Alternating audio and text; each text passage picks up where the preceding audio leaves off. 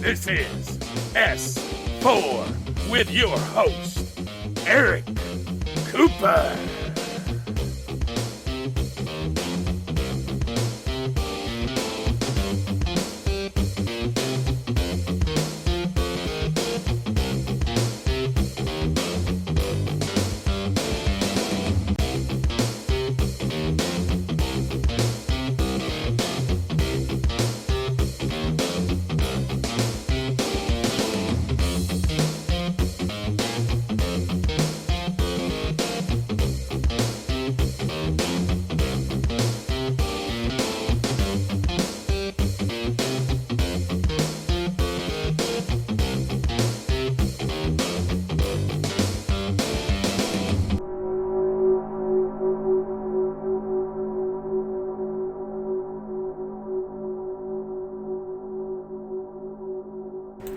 Greetings, folks, and welcome to S-4, where we talk about the real issues involving paranormal and current events, coming to you live from the S-4 headquarters in the heart of the Cascade Mountains of Washington State.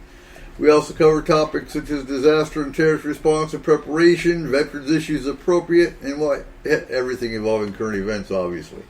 It is Father's Day, so happy Father's Day to all the fathers out there. And I'm going to say to all the mothers that, well, you don't have if you fill the father role, then happy Father's Day to you too. So I hope your day was great. Tonight it's Roundtable. It's Father's Day Roundtable. We have a hell of a panel tonight with Joe Algier, our S4 geologist and master of the pointy stick, Francie Miller, our S4 psych therapist, and Rosella C. Rowe, paranormal author, travel blog, and soon Ireland tour host. Mm-hmm. So how are we all doing tonight? Real quick, I have to give a shout out to Cryptomnesia. So for those that don't know, Cryptomnesia is the music you hear during our breaks. July 20th is the official release of Isolation. I was trying to get that played tonight because it is in honor of their drummer, Mikey. He recently passed on, and, well, he's very missed. So Isolation is coming out July 20th officially. And we will be getting our press kits. So you'll be hearing a variety of music from Cryptomnesia. So how are we all doing tonight? Doing good. Excellent. Excellent. That was quiet, guys. Come on. How are we doing tonight? Great! That's better. That's better. So trick question for those that don't know. We were talking about during the break, so I got to ask. What is a cavy? A what? A cavy. You missed that whole conversation. A cavy? Yeah. A little hairy pig. Yeah, it's a guinea pig. Oh, I had a different idea, but I don't think I'm allowed to say it on the air. Oh, God. That's a cat. So, real quick, you know, we live in a very, and I hate using the word unprecedented because everybody else uses it, but we live in very strange times. I mean, let's discuss that for a second. So being a father, being a dad, I take it as a challenge. Because being a dad of an 8 and 9-year-old in these times, oh, holy hell. Yeah, so explain to your kids what COVID-19 is. Explaining to your kids why people are burning, cities down and why there's riots going on.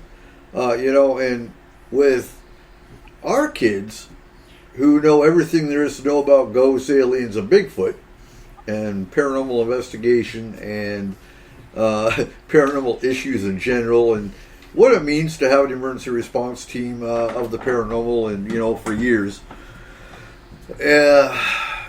Yeah. So when it comes to it's a challenge being a dad in these times. And I kind of kind of hit on this in the Upriver group that, when you've had death threats, things of that nature, your kids know a lot more than most. Because my kids know that when Daddy says, get the hell down, that means there's some kind of a danger outside that they need to get the hell down, and they have a safe spot in the house they will low call to. I say get down in this house, all my kids start flossing. They start... I can see that. But, kudos to all the dads out there. And like I said, I know you got a lot of moms that have to play the dad role. Kudos to all of you. We live in crazy ass times that it's really trying when you're raising kids. And it makes you, you have to do the best job you can because you don't know what the hell the future's going to hold. You really don't. So what are you guys? What's your thoughts on parenting in this time? Well, I have a 6-year-old boy and a 9-year-old girl. Plus, I'm a teacher, like a substitute teacher for autistic children, and it's a really hard time. I've had to become obviously you too, like a homeschooling parent. So we went from all that stress straight into Black Lives Matter and having to tell my children. My daughter discovered it on Roadblocks. Apparently somebody was posting it everywhere. Yeah, and I'm like, this is really inappropriate because it's supposed to be something that's supposed to de-stress you, right? To get onto this thing and not think about real life. Right. And then she was so upset. She's just like, what is this? What is this? And I didn't know what to say. So I just didn't say anything for probably even a few days. I mean, I felt guilty because I just didn't know what to say. And then finally I just, told her what happened, and she was just shocked. She's just like, I don't understand. I just don't understand. And I'm like, well, I don't think anybody really understands. And that's where I'm kind of at right now, and she's like, well, how can we have COVID? And then how can we have this? Doesn't God love us? And then we went there, and it was just awful. And I'm like, oh, jeez, this is awful. I don't know. I don't think anybody really knows what to say. That's where I'm kind of at. She still asks me all the time, and she's still saying, why does this person keep saying this stuff? I'm like, I don't know. I would just try to ignore it if I were you. I don't know. And she goes, I just said one day, okay, I understand.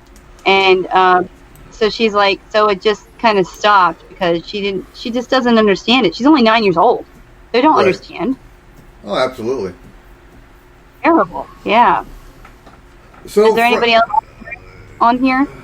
So, Francie, what's your thoughts on parenting today? Oh gosh, I'm so glad I'm done with it. I really honestly, you don't, the thing is, you want your kids to feel safe.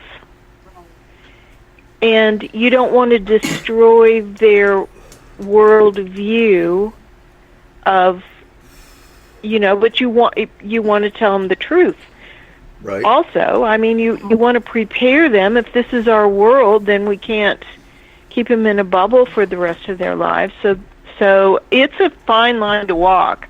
I have grandkids. I have a 9-year-old and a 12-year-old grandchildren, and they don't live here. My son and his wife have done a pretty good job talking to them, I think. But, I think it's communication. You have to answer their questions. But you don't want to destroy their feelings of safety either. Mm-hmm. So, I don't know. I don't think that there are any perfect answers. I think you just have to go by the feel of what you think that they need at that point. It's like, it's like the sex question. You don't tell them the whole story. You tell them what they need to know at that point, without destroying their world. Absolutely. I think this thing kind of has destroyed their world. Do you? If you ask me. I do. See my daughter's face? I just started crying because I think that's why I didn't want to tell her, because I knew it would just emotionally destroy her. Mm-hmm. And I've heard other parents say that too, just like their faces and just their questions of just like, why? Well, why? That doesn't make any sense. And then you have no answer to give. Well, no, that's something you tell them they'll learn, and they'll develop an answer. You know, they don't need to know why right now. They're too young. That's something. We don't know why. We don't know why, right? The why is something you'll learn as you get older. Joe, what's your first question for tonight? Oh, I thought we were still on the kids thing. I was thinking about that, and you know, I appreciate everyone being parents, but I can't have children. Well, I could, but no one will have sex with me. But I have a might want to sharpen that whole herd. Wow. I have a whole herd of nephews and nieces around here, and they're all like 9 years old and down, and there's about 6 or 7 of them. I don't know. I try not to keep count. But one of them, the other day, one of the 7-year-olds put a little sign on the front door that said "COVID not allowed," which I thought was cute. And another one, there was 2 or 3 of them sitting there watching the rioting and the looting and everything the other night on the TV, and one of them turned around and looked at me and said, "Animals." That's all they said. Animals. Mm-hmm. And I thought, you know, these kids are pretty resolute. They get it. They may not understand everything going on or why, but they do get it. Right. You know, I give them credit. I think they're going to either make the right choice or make the wrong choice. It's just like everybody else. But that's part of life. The choices you make is all part of life. It's how you guide them. Yeah. Okay, my question. Let me see here. Okay, you ready? Yeah. Absolutely. Yes. No. I'm sitting down. Have you ever Have you ever investigated a place and discovered something so horrific that you did not tell the homeowner? Oh, you didn't. Yeah, you said you weren't going to ask that one. Well, damn it. Okay. I lied to you. Well, I discovered something horrific and just told the restaurant owner. So that's an interesting story. And now she's getting rid of it. But no, I've never done that. So what was it? What was it? So I walked in and she was telling me this story, like this restaurant she has. It's in Miamisburg. It's called Bennett's. And she brought me in to try to kind of like feel the room and see what it was that was there in this apartment. She wouldn't let anybody stay in the apartment anymore. It was locked up. She had lived there. The previous owners had lived there. And then she and the previous owners had gone through a divorce after moving out of the apartment. And then some coworker of the restaurant walked into the apartment for just a few minutes, said there's something evil in here, walked out and like literally quit their job. And on their way home, they got in a horrible car accident and now they're paralyzed for life. Oh my gosh. Right. And then it gets worse. So her sons used to go up there because she had a couch left over from it being their apartment, like her husband and hers. And they're co-owners. They got divorced, but they're co-owners of the restaurant because she refused to give up the restaurant. And her sons are like in their 20s. So they would go up in between shifts and take like naps and like after parties and stuff like that at the place. And when they were there, they really had horrible experiences, like nightmares, woke up. They were like different people. They said their energy was drained. They looked like really white, and then they started like yelling and kind of like being nasty and grumpy to people.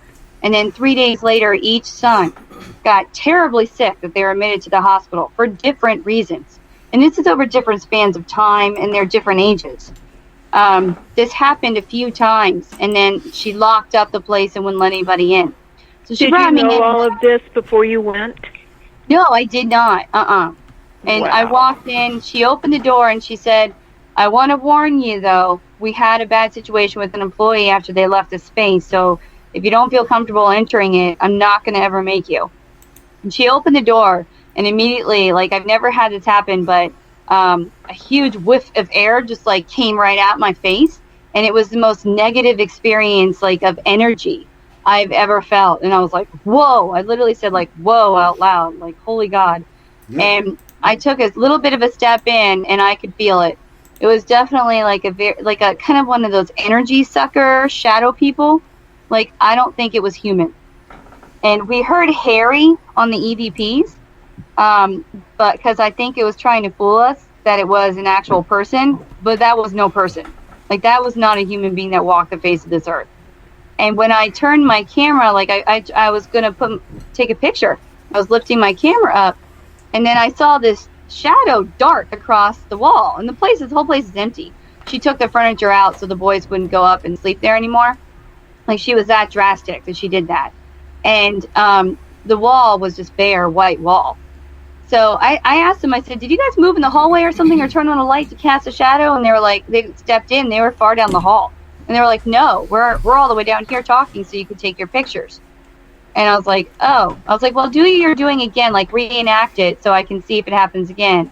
It didn't happen again. So I lifted up my camera to take a picture, and boom, right there, right in front of my camera on the wall that I just saw it, huge 7-foot shadow person with an orb, like probably a foot above its head, that was illuminating like blue and white.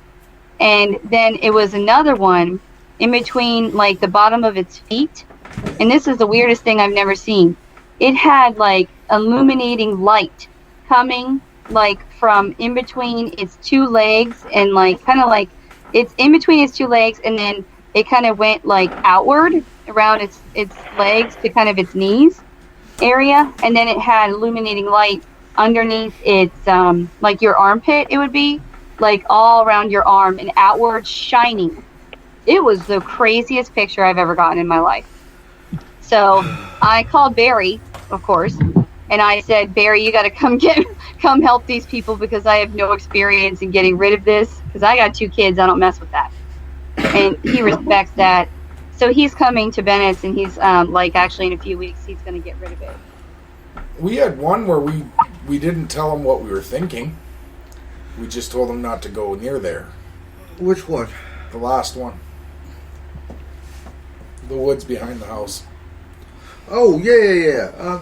Overall, so you've got me thinking, Joe, because, we handled between 5 and 10 cases a day for 7 years. And, oh, God. So when it came I want to hear this story about telling somebody not to go in there, in part of the house or in the woods. So, in the woods. In the woods, yeah. So there was actually a barrier. Well, I'll let Cole go into it more, because Cole's the one who actually saw it spiritually. Well, not the wall. Like, Trump didn't get there, but... Oh, my God. He was having to bring them. No, okay, so we were investigating 2 houses near each other, and they were able to clear the first entire property. Well, we cleared both of them. The second, we cleared the house and the main property. But it was right up against a large hillside, and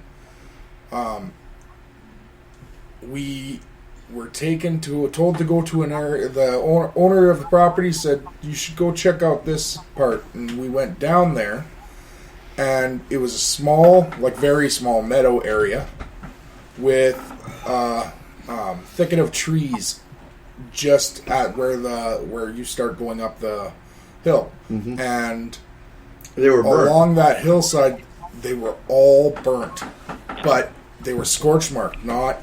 Yeah, and there was no fire. Like all the underbrush was still there. Everything else, all the weeds were growing, but every tree looked scorched or completely rotten. So more like a lightning strike? No, it wasn't. No, because they were rotting too. They weren't. Yeah, they weren't lightning strike either. They weren't dry.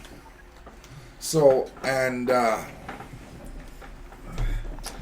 you're pretty much told not to allow people to go past that point. Did you have any like physical reactions to being there? Like, did you get any? No, because we were on the good part. One of the team members, actually 2 of them, you and a team member, both got an immediate headache. That was inside the house, though. No, when we went to the tree, you and it would have been Brent. Okay. And Brent didn't get it till he went in. You couldn't even get near it. You felt it from the bottom. Okay. Yeah, I'm trying to remember because I know I was in the house. You got inside the house. I got a headache going up the stairs. Yeah. We didn't tell the owners because we had other information of the area as well, and our original thoughts were either a Wendigo or a Wendigo. Yeah, Wendigo, or some yeah. other type of creature is in that wooded area. Now, what I had was I got a disembodied voice behind me saying, "Don't go past those trees." Yeah, the trees were a barrier to keep whatever was on the other side of that barrier into our world, basically. And really, that's the only time, because usually we do, and we did inform clients, yeah, you've got this weird ape-looking creature with long fangs. He's up in your attic. We told them that, and they're like, "Oh my God," and we cleared it. So there really wasn't any cases that we couldn't handle. This one just felt weird because it wasn't just that hill. Like, it was also everywhere. It was also native in nature. Yeah, but it was. How do I put that? Is that type of thing harder to deal with? Well, if it's Native American, or it's harder to deal with because it involved a whole mountain range, not just one specific area. Whoa. Yeah. Can I ask you, do you feel guilty for not telling them? Like, how do you live through that? What do you do? Because they were simply warned, don't go past that point. And these were elderly people. Oh no, we gave them the warning. But these were elderly people that we weren't uncomfortable with not telling them because they're not going to. They were elderly. And she had already been through enough that I didn't honestly think she needed that extra hit of that. The only other, on that same spectrum, Joe, let's see, there's some cases that we've done that they were psychiatric in nature, not paranormal. So it's kind of hard to tell them. It's kind of hard to tell them, no, it's not a demon, it's all in your head. And they, and that's where Francie came in. Francie would come in and actually do her psychiatric assessment and give them resources to go to get the psychiatric help they needed. But then there's the other. If you find out that that's the problem, that it's a psychiatric rather than a spiritual problem, can't you just sue them and say, we haven't found anything, and the few things that are here, it's all safe, you don't have to worry, just kind of give them a placebo? No, because they need more than that. Otherwise, it's like it's a real problem. It's still a real problem. And, the way we looked at it was they deserved the resources. We were always trying to fix stuff, even if it wasn't paranormal. So, they're sweethearts. Yeah. That's why they have a therapist. That way, and Francie was awesome at what she did. Because, if it was something that was obvious, the astral team went in, there was actually something there, they cleared it. But if there's nothing there, Tony could tell you when he went in, hey, there's nothing here. And so we get a second set of eyes into the location, and if they said the same thing, okay, there's nothing there. It's got to be psychiatric. And that's where Francie would come in. We'd send Francie in for an assessment. Now, and I know Francie... And I didn't provide the services. I I linked them to local resources and talked to them and did kind of crisis intervention, but oftentimes they already had a psychiatrist, or they were working with somebody, or they had worked with somebody in the past, and so you just encourage them to get rehooked up and continue their treatment. Well, I suppose psychiatrists are a lot like auto mechanics. There's good ones and there's bad ones. Oh, you bet. You know? How many times have you guys come across that, though? What was that? How many times? Right. How many times have you guys come across that experience with somebody, that it's not paranormal, that it's in their head?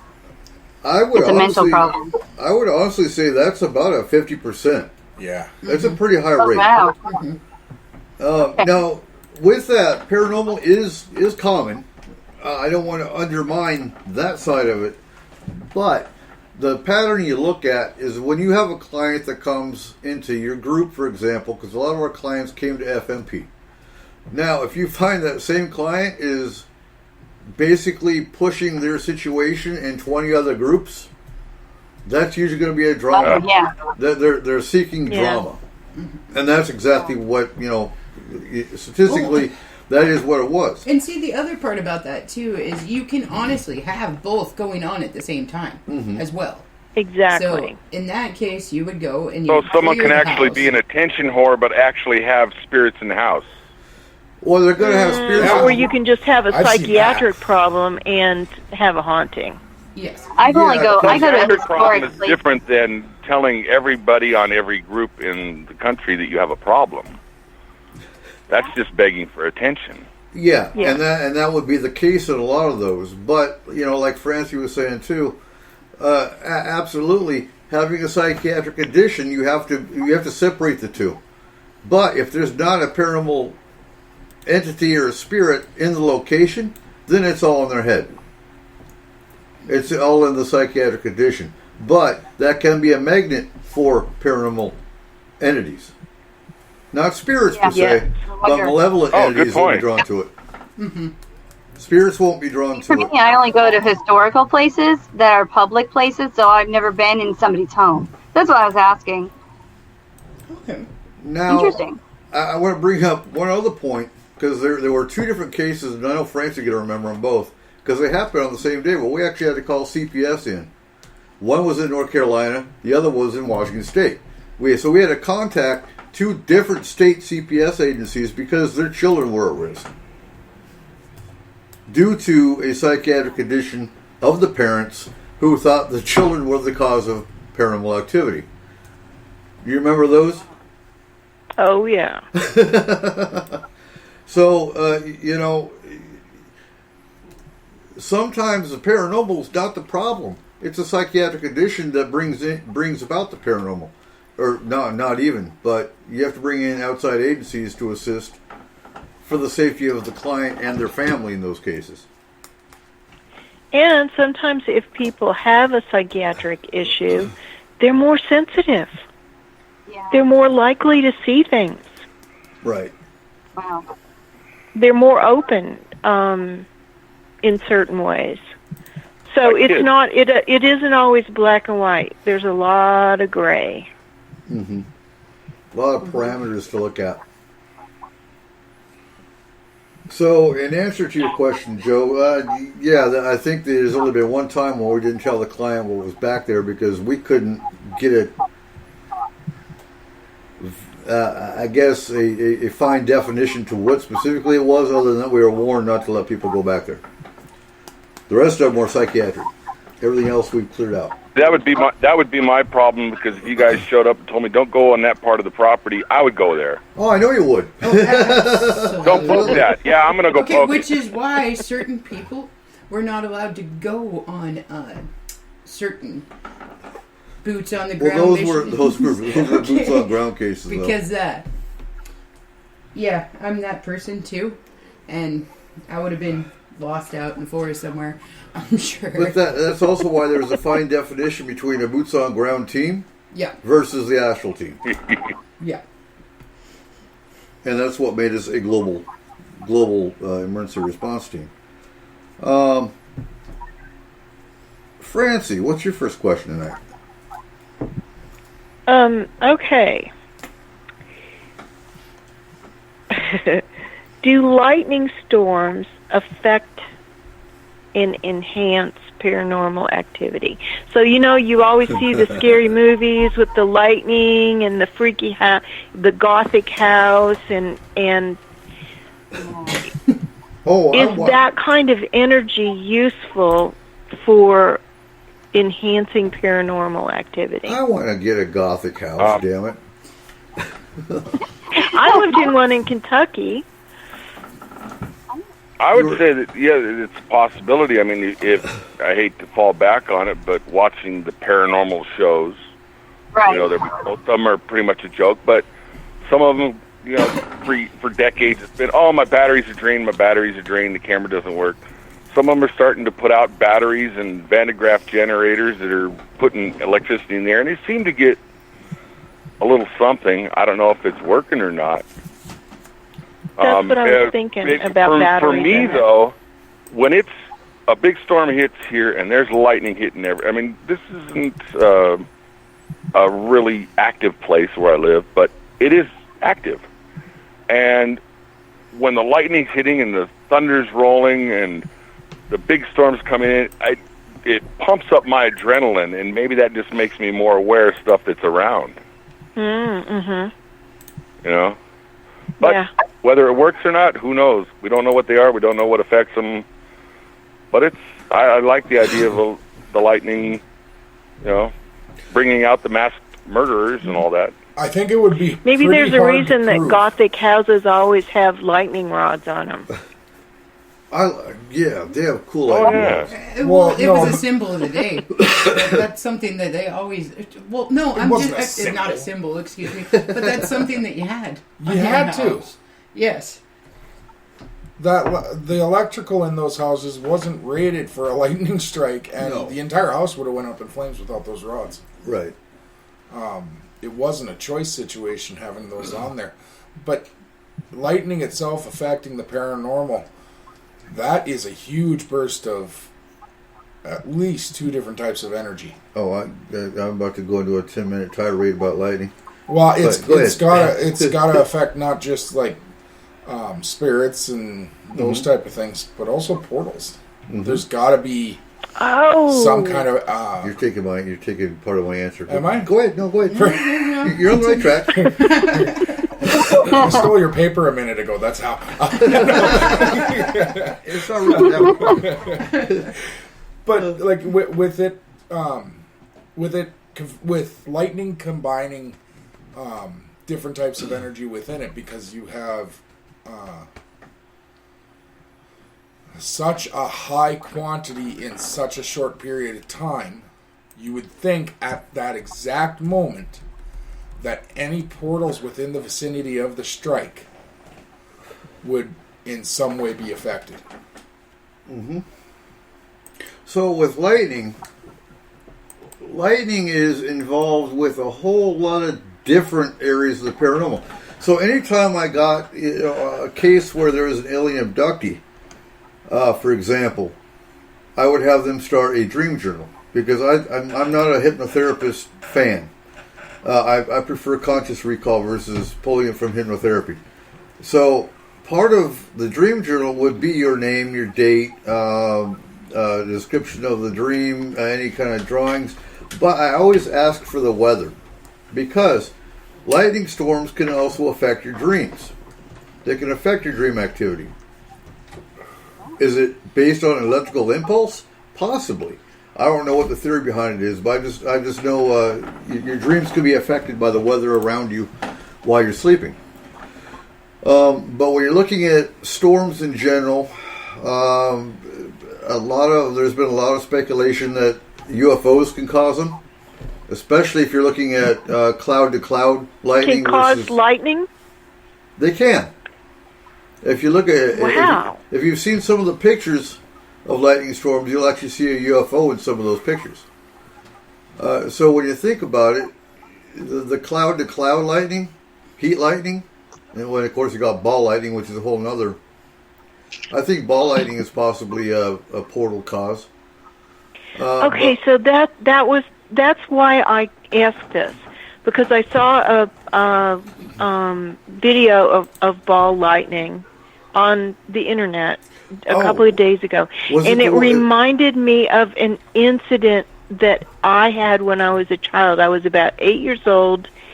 We were living in West Virginia, there was ball lightning came into our dining room and rolled around on the floor of our dining room. Was it a pet? Was it a ghost cat? Was it what? A ghost cat or a ghost dog? I don't think. No, it wasn't. It was a ball. It was like and it was during a thunderstorm, and then it went under the, like the buffet that my mom had. She had a sideboard kind of thing, and it disappeared. It either went through the wall or it just disappeared. Or maybe it went in the light socket. I don't know. That sounds like a dog spirit. It rolled around the floor. I don't know. Did you see the? Was it the video of the ball lightning that crossed? I think it was train tracks. Yes, that one. Yeah, I saw that. That's what brought the memory up for me. That was it. Yeah, that was an interesting video. Have you guys ever done an experiment where you've gone to a place basically with a lightning storm and you've noticed more activity when you're there than when there wasn't a lightning storm? It could have been. I think the energy for lightning storms actually increased the spirit activity. For example, we had a case here in Cedar Grove. For locals, they'll know what I'm talking about. But the road that you go into Cedar Grove, there were multiple witnesses of. It was like an orb, so maybe ball lightning. We didn't really get a solid answer on that one, other than that the EMF meter was spiked when I got near a transformer. So my theory would be either the transformer was pushing too much power, which possibly caused ball lightning. But it was interesting because it was dark and this ball lightning was bouncing down the road from the main highway all the way down into Cedar Grove, and it was doing it for about an hour. And one of the sheriff deputies actually pulled onto Cedar Grove, saw this ball lightning or this giant orb that was dancing, and backed out and took off. He wanted nothing to do with investigating that one. They're like, I guess our sheriffs are really brave up here, ain't they? But hey, you got to admit, okay, if you are a sheriff and you're going to a call and you're expecting something and you see a ball of fire dancing around in front of you, I would have backed up and run away too. So now my theory was it could have been fairy or fae. It could have been alien. That's always a possibility too. Or it was just ball lightning. We never really got a good follow up on that case because, well, the witnesses didn't get back to us. But the other thing with lightning that's interesting is when you look at the missing 401 and David Paulides and the missing people cases. Anytime one of the patterns with the missing people is it'll be completely clear out when they disappear, but within minutes a storm will appear. It'll come out. It'll basically come out of nowhere when it's supposed to be a completely clear day. So is lightning a part of that? It seems to be. Is it because, like Cole said, maybe lightning is creating portals? Possibly. It's a good theory. It's a good theory to look into. Well, the thing about the lightning, I'm not a doctor, but I do play one on TV. The human body is 75% water, which is extremely conductive to electricity. Right. And I think we all realize that if someone's sitting in a hospital, they hook up all kinds of electrodes to people, and you got the beep, beep, beep machines. We all know what those are. Right. EKG. There's electrical conductivity, electrical impulses constantly flowing through the human body. When you have no more electricity in your body, you're dead. So maybe the electricity from lightning and the supercharging of the atmosphere will make people more perceptive of things around them. So maybe it's not necessarily energizing the spirits or whatever's around, maybe it's energizing the people experiencing it. That makes sense because I have so many friends who love lightning storms. Oh yeah, I'm one of them. And it's almost like an addiction. They're like so excited when there's going to be a lightning storm. Mm-hmm. Oh, my kids are terrified of lightning storms. I have a love-hate relationship. I don't know how many times I've heard, "Get in here! It's lightning!" I send my son out to go. No! Right? Did you see that one? Dogs who are terrified need like these thundercoat things to like survive, right? Yeah. Let's see. Rosilla, what's your first question tonight? Well, it's kind of a deep question, but why do you think that some people have medium and sensitivity skills and gifts and some don't? And do you think that it's a gift from like God basically, and then some can handle it and some cannot, so that's what he chooses to give and bestow on people? It's all about lightning. I kind of think it's a calling. I mean, I think it is a gift, and I think it's a calling for some people anyway. And I think that other people have gifts because they have related to some of the experiences they have in their lives. It kind of, I think experiences can open up your abilities. I also think abilities can come through bloodline. Oh, uh-huh. Okay. Eric D., can you see that I'm here now? Say again? Can you see that Kelly's here now? Oh, No way, Kelly! Hi! Awesome. Never Hi, have Kelly. a flat tire when you're supposed to be on the radio half an hour later. Never have a flat tire. no. Oh, But, Excellent. Flat tire. Were you anywhere near lightning? It's clear as a bell in Spokane today. Perfect day. Hey, I have a theory. I think more people have the gift, but it's beat out of them by people that say, "You're crazy, stop this." Mm-hmm. I right. think probably more people that start with the gift, but are discouraged from believing it. I think you're right. That's what happened to me when I was a child. So, like, yeah, I think that's true. That's why kids can see ghosts so much easier than adults. Right, they're open-minded. Exactly.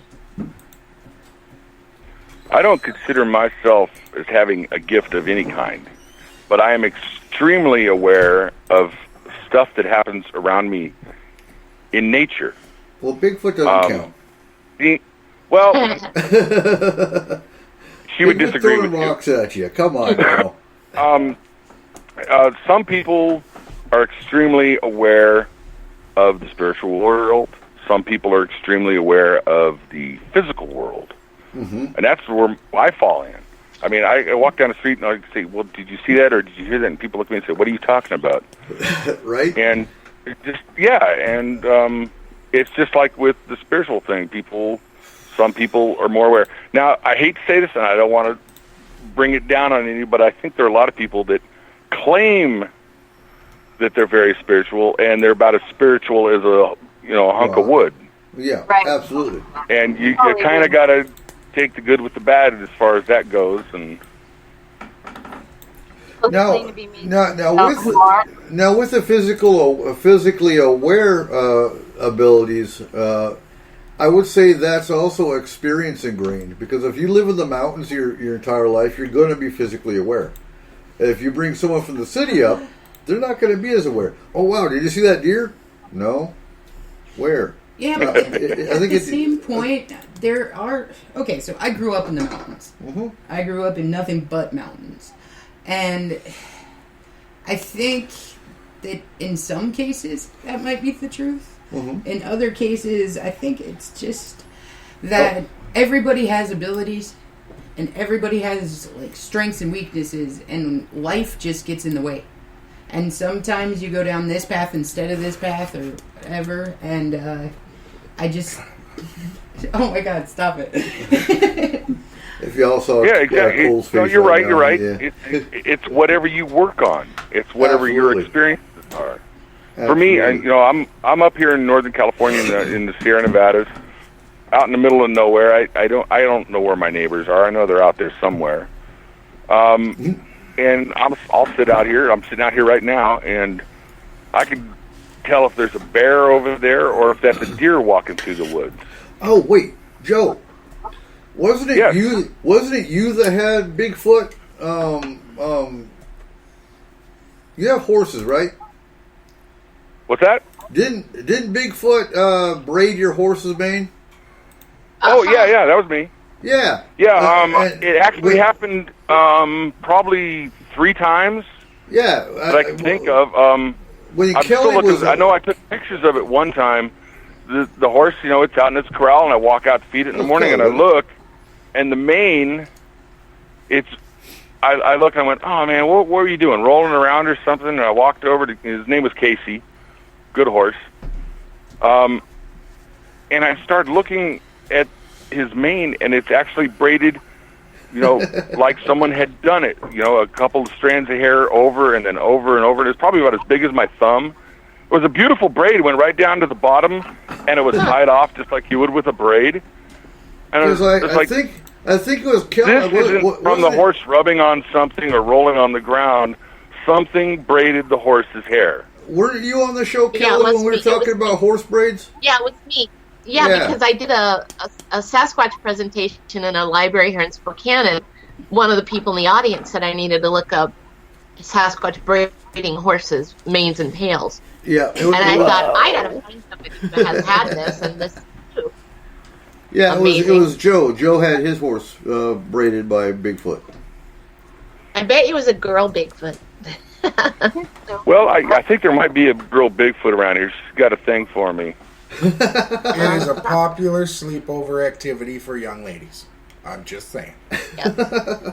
Maybe you. Those are names. I'm working on a little crossbreeding here. We'll see what happens. Oh, God. Whoa. Joe, you leave that Just girl for alone. scientific purposes. Okay, you're going to take one for the Sasquatch team, huh? Thus to Goat Man. Yep. It's all about science, man. Now, with abilities, too, I do think some of them are gifted. Like Rosilla said, with your deity, with God gave you abilities. I think some are hereditary, but at the same time, these are all there's abilities that also you can accomplish through training. If you start meditating, if you start developing, anyone can develop certain abilities. Maybe not as enhanced as some that are hereditary or born with them, but anyone can develop them to an extent. Not saying you can develop them and then all of a sudden you're giving readings and giving people, the lotto numbers, for example. But Yeah. I do think there's a certain development that you can do on your own through your own training. Okay. So, Kelly, you're with us now tonight. What's your first question for tonight?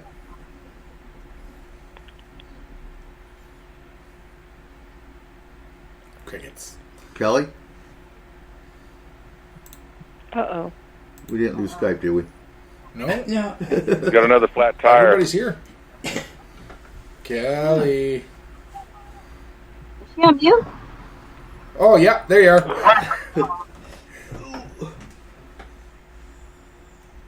Where'd you go again? Kelly? Oh, I hate technical difficulties. Kelly? Okay. Kelly, I think you muted yourself. Somehow. Huh. I'm guessing she got too close to a portal. She got sucked in. Maybe. Oh, that would be terrible. Oh, no thanks. Okay, you got a question? Well, okay, so what do you guys think? Do you It came across my Facebook again, so that's why I'm bringing it up. But do you remember that blue light in New York? Which one? The big flash? Oh, yeah. From like a year or two ago. Yeah. Right. It was over an area The one that they blamed on a raccoon? Yeah, there was. I don't remember they said a that, but raccoon that in a sounds like a Disney Transformer. movie. Yes, it was a transformer, and like a raccoon got into it or something. That's what they ended up saying Yeah. it was. Yeah. Oh, Huh. poor raccoon. Okay. I like raccoons. With the lightning theory, Okay. what do you think of the possibility that that was a portal being opened on a large scale? I think it's very possible if I take the raccoon. Well, they always blame swamp gas or, it was a weather balloon. It was a raccoon in the Transformer. But we don't want people to know that a Stargate opened up. So, was it a raccoon or was it a portal? It could have been either or. Well, Fred? you can go with Portal and you can go with Stargate, or you can go with idiots in the government experimenting with stuff they don't know anything about. Well, absolutely. Ripping That a hole we all straight know through that happens all the space-time. time. What are you talking about? Our Yeah. government is so smart. We're nuking hurricanes at the moment, okay? Oh, y'all heard No. about that, right? We're supposed to be dropping nukes on. Oh my god. hurricanes. Okay, that is so taken out of context. Yeah, Like, come that's on. crazy. Because a nuclear bomb is going to shift a hurricane the other direction. Yeah. It could happen. I mean, let's try it. What's the worst thing that could happen? Okay, so when they start having when they start having 3-headed kids in Florida and Alabama, then we'll know exactly it wasn't. Oh, dude, they already do. They already have 3-headed kids in Florida. Oh man. Okay. Sorry. Actually, the theory about nuking hurricanes has been around for a long, long time, if you look up the Yeah. history on it. Yeah, they just passed a bill that says, They thought about that back in the 50s. and they were stupid then too. Huh? Yes, they were. Well, okay, but I got a question then. Just Has it ever spitballing, actually you been know? tried with the tropical storm? Throwing some ideas out there. Because the Pacific, they've nuked the Pacific like crazy. Oh, we're still getting Fukushima. Did they ever try it in a tropical storm in the Pacific? I have no idea. As far as I know, they haven't tried it anywhere. I don't think so. I During think, a storm. As far as we know. I think common sense would say, yeah, you know what? Spreading radiation around might not be such a good idea for the human condition. But how many nukes did we drop in the Pacific? Hundreds. Hundreds, yeah, in training. So- Hundreds. Between us, the British, and the French, we nuked basically most of the Pacific. So the whole common sense. But of it's nothing like spreading radiation Fukushima. isn't there That stuff's still spewing today, just like it was 10 years ago. Has it been 10 years? It's been longer, Oh my gosh. and it's never stopped. No. Remember when it first happened? Everyone was freaking out for the first couple days, and it's like, nothing to see here. Move along. Meanwhile, we got starfish out here in the bay in San Francisco that have 12 arms and dolphins with weird things in their heads, and Right. Okay, all Kelly the got milk on the West Coast has radiation in it. And about the salmon? and the radiation wave went all the way across the United States. Oh, it's around the world several times by now. Right. Well, I mean, you got Fukushima, you got Chernobyl, you got. Oh, did they ever put the fires out in Chernobyl? Kinda. I mean, they're contained. They covered it with cement. Huh? No, They had there was a- helicopters come in and drop cement down and tried to cover it like with a dome. The wildland fires?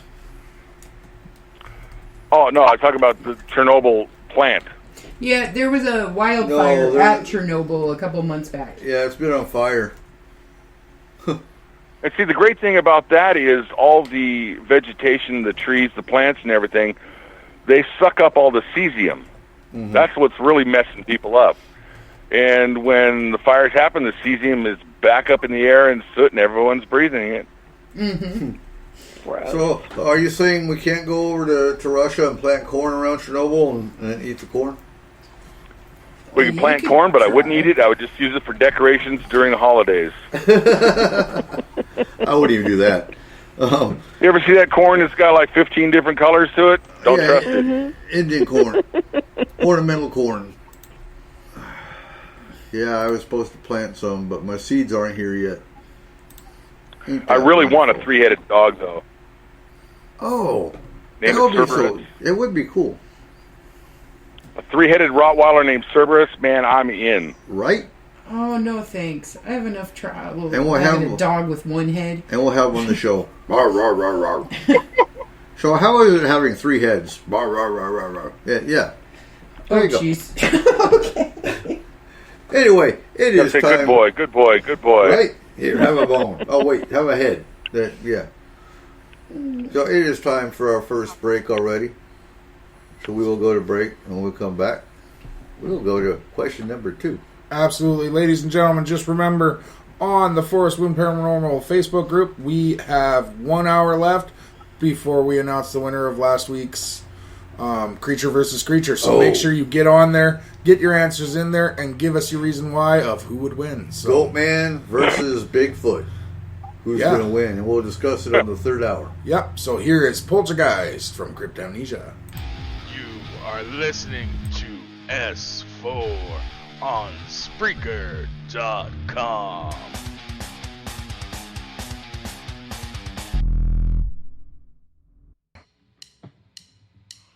They say I'm evil, they say I'm dead inside. Check out my ego, 'cause I'm rotted here tonight. Just burn me like a witch, and watch as I catch fire. But I cannot die, I am your poltergeist.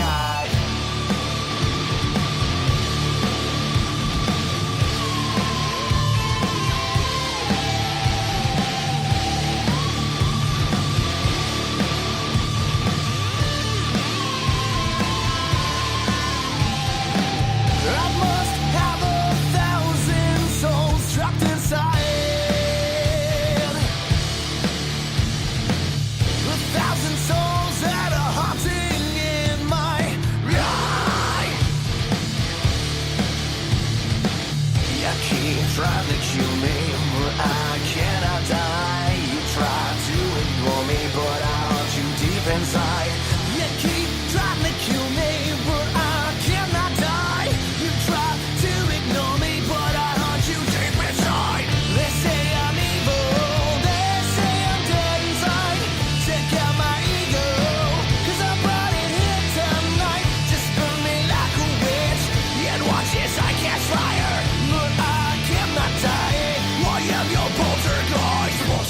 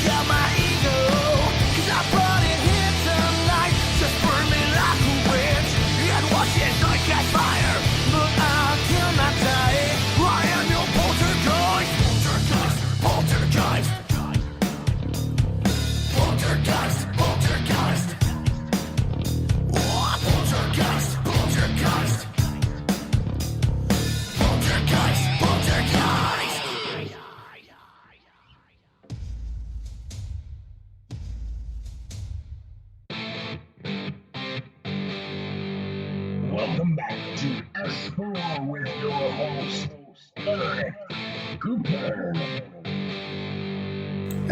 welcome back to the Father's Day Roundtable edition of S4 tonight. Tonight with us, we have Joe, we have Rosilla, we have Francie.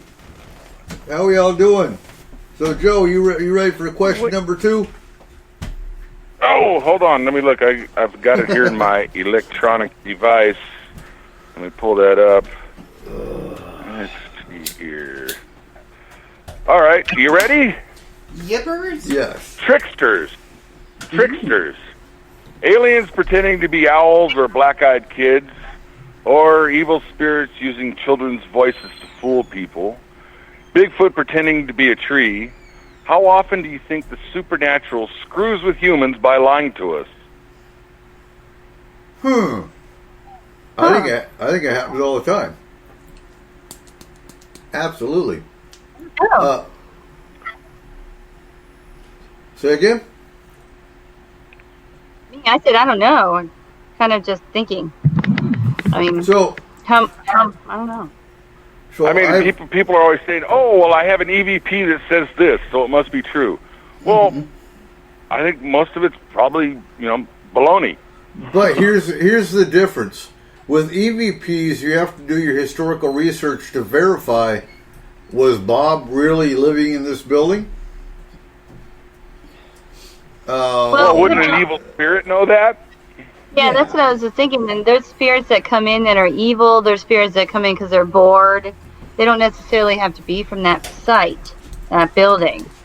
Right. I've had that happen to me in my own house, where a spirit came in because it knew I was sensitive to it. So, yeah, that's a hard one. So we've actually caught EVPs at Northern State, for example. Northern State is the mental hospital over here in Cedar Valley, Washington. And an EVP came through, and we asked it specific questions. The spirit that we were talking to. So bear in mind, we're standing in a dairy barn.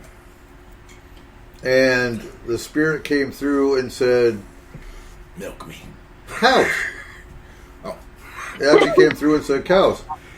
So what we deducted from that was that particular spirit was a former patient of Northern State that was part of handling the cows or part of the milking facility. Because if you're not familiar with the history of Northern State, they had their own farm on the mental hospital. They actually raised their own gardens and whatnot for the. They were completely self-contained. Yes. Yeah, but wouldn't evil entity or a spirit or someone just screwing with you know that already?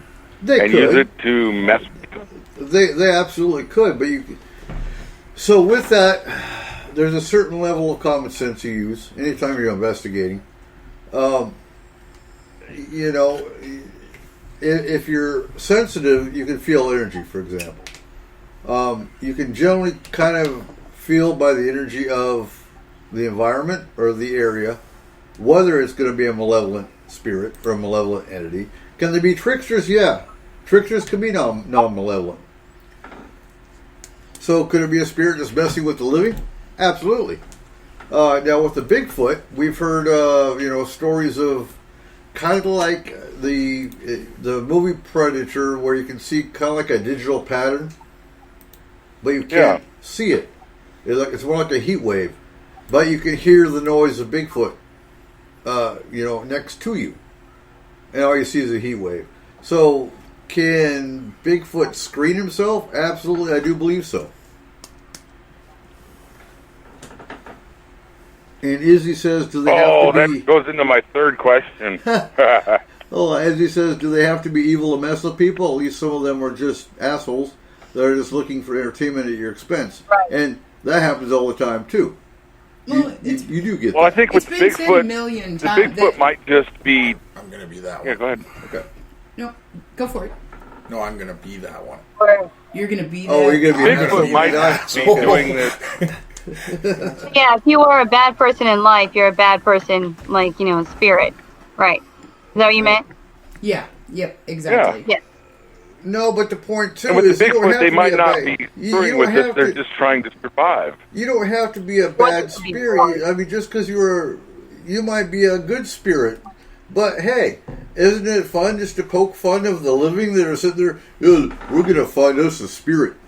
And they're going, yeah, okay, whatever. Poke, poke, poke. I mean, yeah. Can they be tricksters? Can they be there just to mess with you? Absolutely. I mean, you got to do something to keep yourself entertained, Right? Right. Like, here's these people coming in again. Dang it. Why are they coming Oh, in? I know if I was a spirit and I was in a place that people were asking questions, I would mess with them all day long just for entertainment value. Right. Right? Or kick a rock. Make a rock go flying across the floor. Oh, look at them jump. Pointy stick. I don't know if you can have a pointy stick as a spirit. I'm sure you could. You'd have to be a pretty strong Possible. spirit to hey, can you see the investigators too? Oh, wow. A pointy stick just flew across the room. Did you guys catch it on camera? Oh, it's just Joe. Yeah. That's just go. Yeah, Joe. Hi, how you doing? How's the other side doing? And honestly, I don't. You know, there's so many theories with the black-eyed kids. We talked about this a couple weeks ago or last week. Are they related to the aliens? I honestly have no idea. Are they demons? So some people throw out the demon word. I don't think so. I think they're their own entity, or their own, species, race, whatever you want to call them. But so as far as The thing that bothers me about the black-eyed kids is that people have reported that they come up, knock on the door, and ask to come in. Mm-hmm. Yeah. And that sounds like something that sounds like the vampire stuff, it does, where the vampire has to ask to come in. and that's the first thing. Permission. That's the first thing I think of too. Is vampires have to ask to come in, and we're going to do a vampire show here real soon, probably July, maybe into August. Once I get the right guests lined up for it, because vampires are one topic a lot of people don't discuss. Well, I would die. I would die immediately. If there was black-eyed children, I would die. I know I would, because You'd open the door. if any child comes up to my door and they act like they need something or they're sick or something's going on, I'm going to open the door without even thinking about it. Right. I'll be like, oh my God, are you okay? And then I'm just going to get like my head eaten off or whatever it is that they do. So, black-eyed children kind of I would terrify stomp me. them right there on the porch. And Cole's going to go, oh my God, there goes Kayla. Yeah. Pretty much. And then he's going to... I would stomp blue-eyed kids if they came up to my door. Right? Aww. Pointy sticks. That's Pointy scary. sticks. So, as far as owls, I don't, because you hear about the owls and the deer with abduction. I don't see that. That's not a trickster thing as much as it is the masking. Because what they're doing is, I'm trying to think how to explain it, because what they're doing is screen memory is nothing more than trying to keep your mind from being overwhelmed. These These are not the droids you're looking for. Huh? These are not the droids you're looking for. Well, basically, because if... Star Wars thing, it's a Jedi mind trick. Okay. I got wasn't you. here. You didn't see me. Cole should have gotten that. I figured he would, but... But yeah, most of the time when you have grown-ups that have been abducted since they were kids, they always remember being terrified of the owls and the deer because that's what took them. That's what they remember because that's the screen memory that the aliens were using when they took them.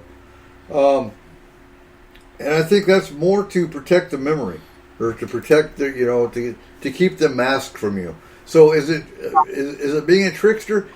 Kind of, but Well, Yeah, but they're not protecting your memory. They're making you terrified of owls and deer.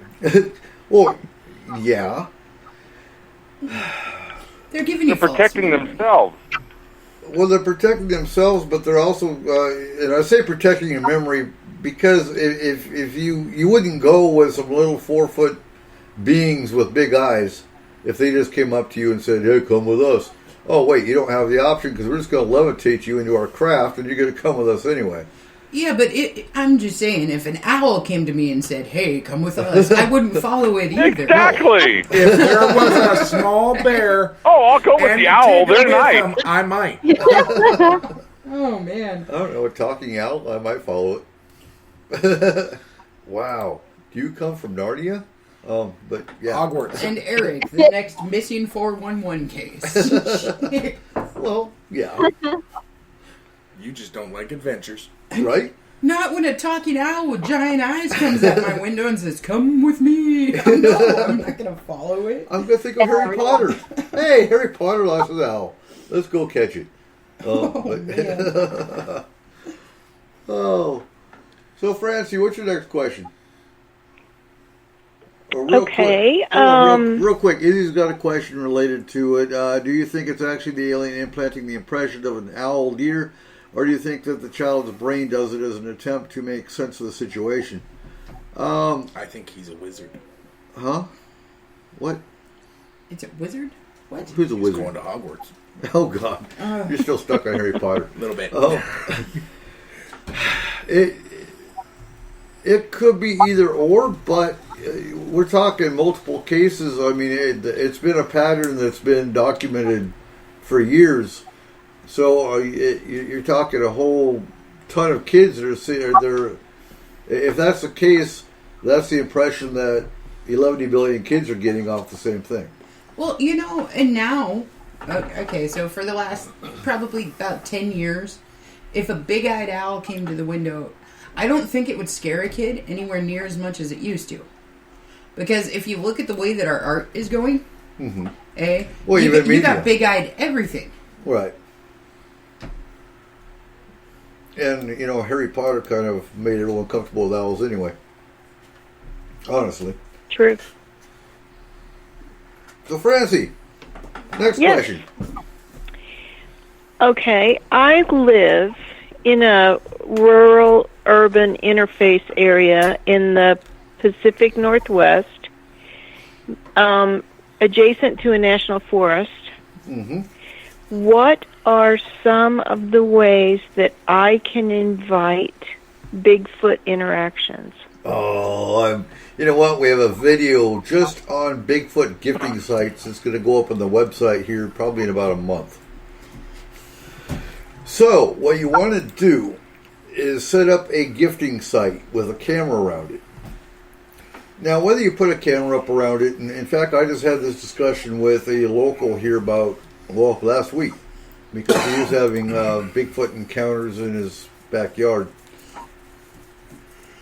And so what you want to do, if you put a camera up, oftentimes they can pick up the frequency of it, and they know there's going to be a camera there. If they don't want their picture seen, taken, they may or may not show up. But a gifting site, you find a spot where you've had a lot of tree knocks, maybe you've got an imprint or a track, or it's just a spot that you feel, Bigfoot frequents. And you set up kind of like an altar, for lack of a better way of describing it. They like marbles, they like shiny, any shiny items, matchbox cars, hang CDs from tree limbs. They like shiny stuff. And oftentimes, it's been reported, they'll come and they'll take that item and they'll leave you a rock or they'll leave you a flower. They'll gift you back. So does it have to be something from our culture? Like, could it be one of my crystals? Oh, absolutely. Mm-hmm. I mean, anything shiny. So if you have a shiny rock, then yeah, they'll leave the shiny rock there, maybe with a matchbox car, and they'll take whatever they like, and they'll leave you something in return. So the other thing that I've noticed through people talking about it and everything that is soothing music. If you happen to play an instrument or anything like that, you could, let's say when you're going on your walks. They like the guitar. Sit down on a rock, play an instrument for a little while. Yeah. Cool. Because they do like it. They do like music. They do like guitars. There was a guy that went up in the middle of nowhere, and he played his guitar. He just wanted to get away from civilization, so he went up in the middle of the mountain and just sat and played his guitar for like 3 hours. Packed up and left. He went back up the next day, and there's a whole pile of flowers where he had been playing his guitar. So they do like music. Yeah, I do that here. I mean, I play my guitar out here, and I don't know if I'm playing for anybody, but like I said, there are people that go up in the woods, a couple of weekends out of the year. I'm here every day. Mm-hmm. I'm up in the middle of where they go on a daily basis, and, I don't leave things out for them, but I always put the idea out to all the animals, hey, you're welcome here as long as you don't screw with me. Right. The woodpeckers don't listen to that, but everything else seems to. Yeah, we have that too. The elk and the deer don't listen to me either. They go out and garden regardless. So, yeah, there's that. What about food? No. So with food... You don't know what it's going to be. Well, I mean, I've got bears. I have mountain lions here. I have a mountain lion print that I found 2 weeks ago that was, it's about 10 feet from where I'm sitting right now. Yeah. Leaving out food, problem. It's like, you're feeding something. But you don't feed the animal. You don't know what. Yeah. You don't feed the animal. You don't know if Bigfoot took the Rice Krispie bar or if it was a raccoon. Well, and you don't know if whatever you're trying to feed them is going to mess with them. Yeah. I mean, don't feed them. No. Okay. Don't feed the critters. It keeps coming back. But yeah, I would set up a gifting site, and actually, if you wanted to, put up a game cam, like 100 feet away, to where it's actually pointing in the direction, and you might actually catch something. I've had game cams out for years, and I've gotten bears and mountain lions and bobcats and foxes and raccoons, but I've never got the big hairy guy. No, and then you do hear the stories about. They do catch the bear, they do catch the coyote, but then the camera goes white, and they'll hear, noises in the background, but it's almost like it's a camera malfunction. But then the camera goes back to normal after this thing leaves. So is there some kind of electromagnetic field that Bigfoot gives off that messes with electronics? Possibly. Well, I got an interesting story about that with cameras.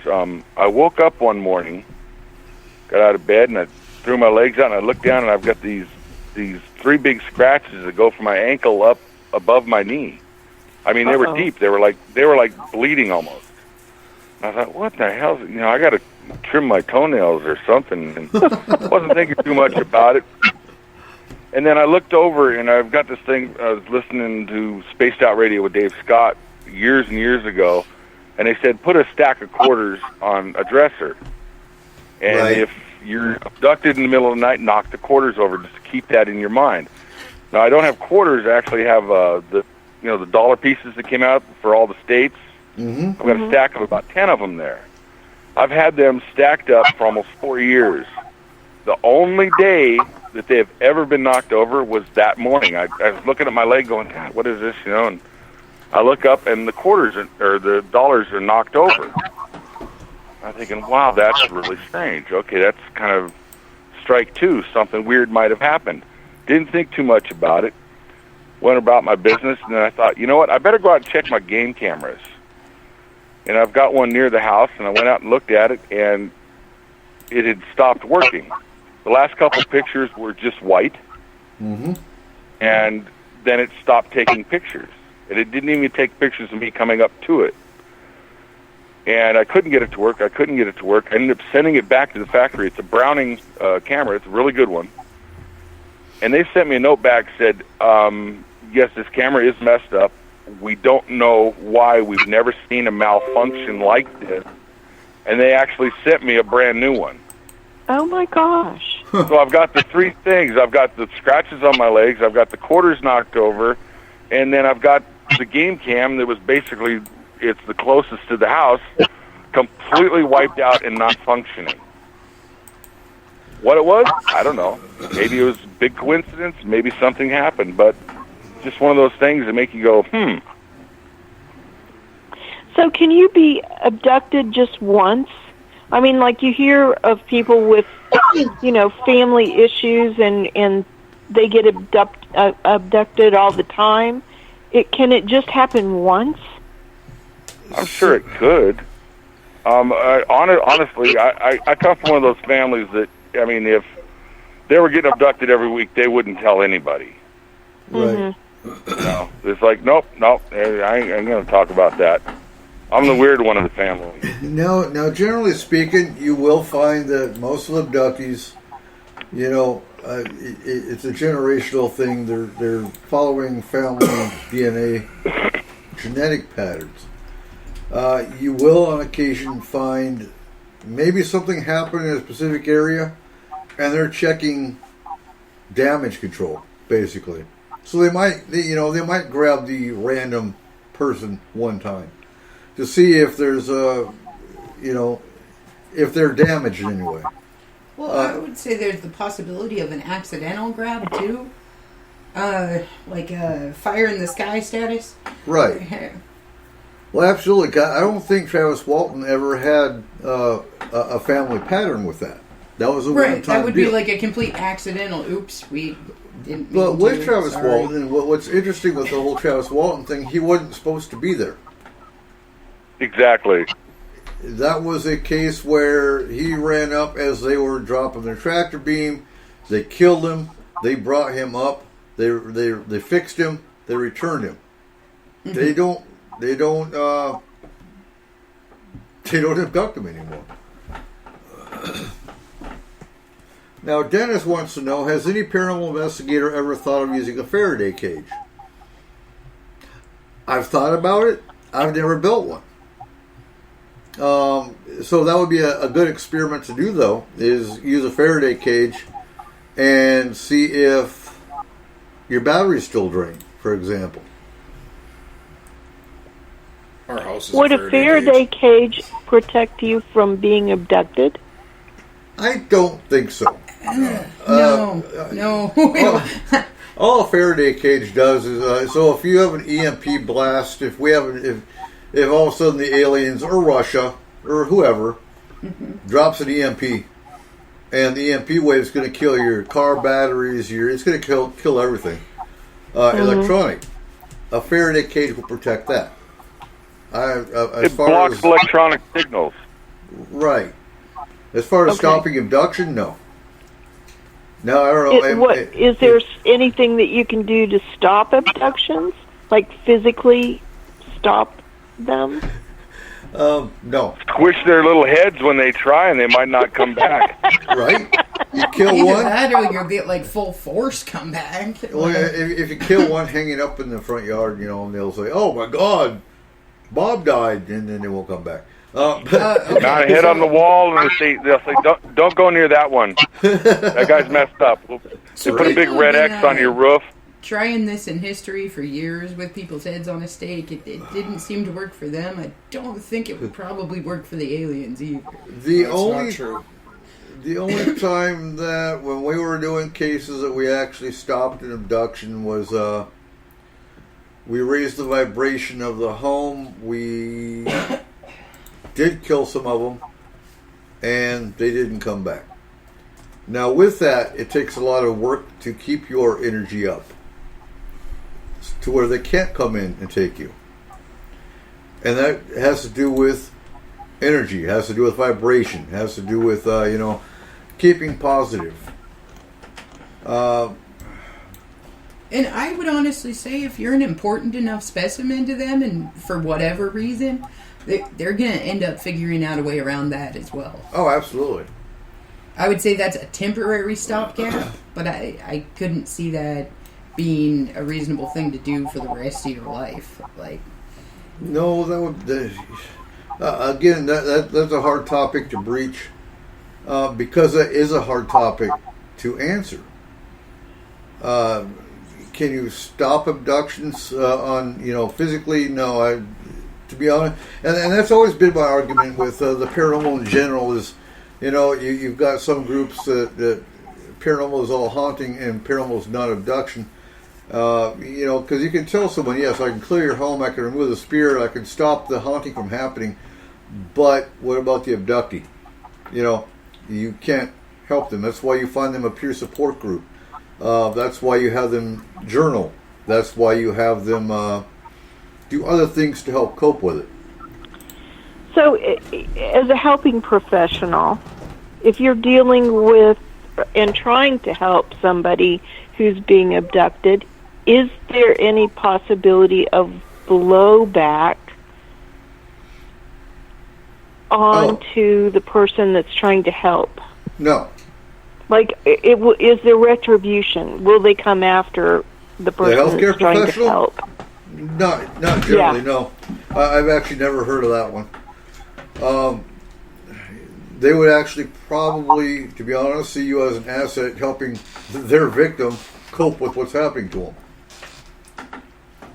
What if you're interfering and trying to stop them? That depends on the race. So there's 16 documented races that are actually doing abductions. You got the scientists. They're the ones that are actually doing the DNA and genetic testing. You've got the social sciences. These are the ones that are doing mind scan. They're showing the abductee visions on a TV screen, basically, of apocalyptic, of the peaceful meadow, things of that nature, and they're watching emotion. Then you've got some that they just eat humans, and those abductees, well, they don't return. So it depends on the race. They don't call in for help. Right.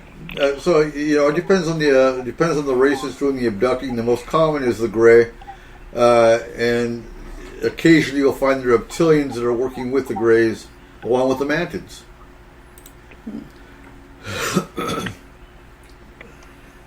And then, of course, there's a gray hybrid program, which that's a whole nother topic. And these are the ones that are actually doing fetus implants of human females, and they're creating hybrids. Now, to what means?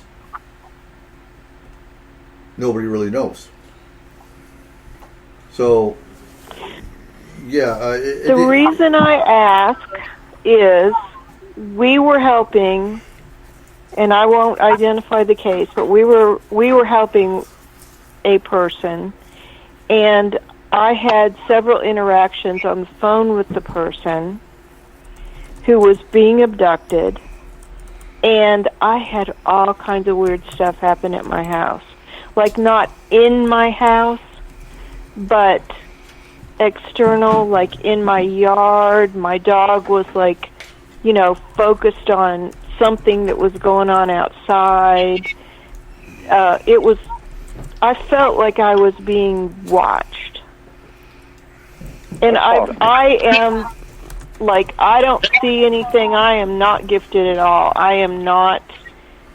There could be all kinds of stuff around me and I would not know it. But I get feelings. Mm-hmm. And I felt like something was here during that whole time. So it's possible that if they're abducting somebody and you're trying to help, that they're checking you out, if they're that aware of it. Absolutely. They could have just been monitoring.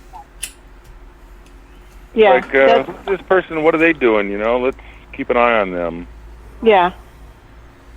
And like as you said, if you're interacting with someone while they're experiencing paranormal activity, whether it's haunting or abduction, there's a strong possibility of it affecting you as well.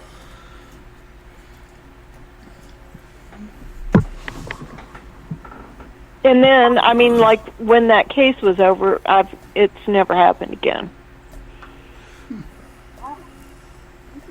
So, yeah, I'd agree if, while you're involved with that case, and that's happened multiple times. The whole team has been affected, not infected. But, and that's also why when it comes to protection, whether you were on the actual active team or not, you had to be protected. Because whether you're astral and on site or behind the keyboard with the extended care team, it really didn't matter. We had the extended care team that was impacted and attacked along with the astral team.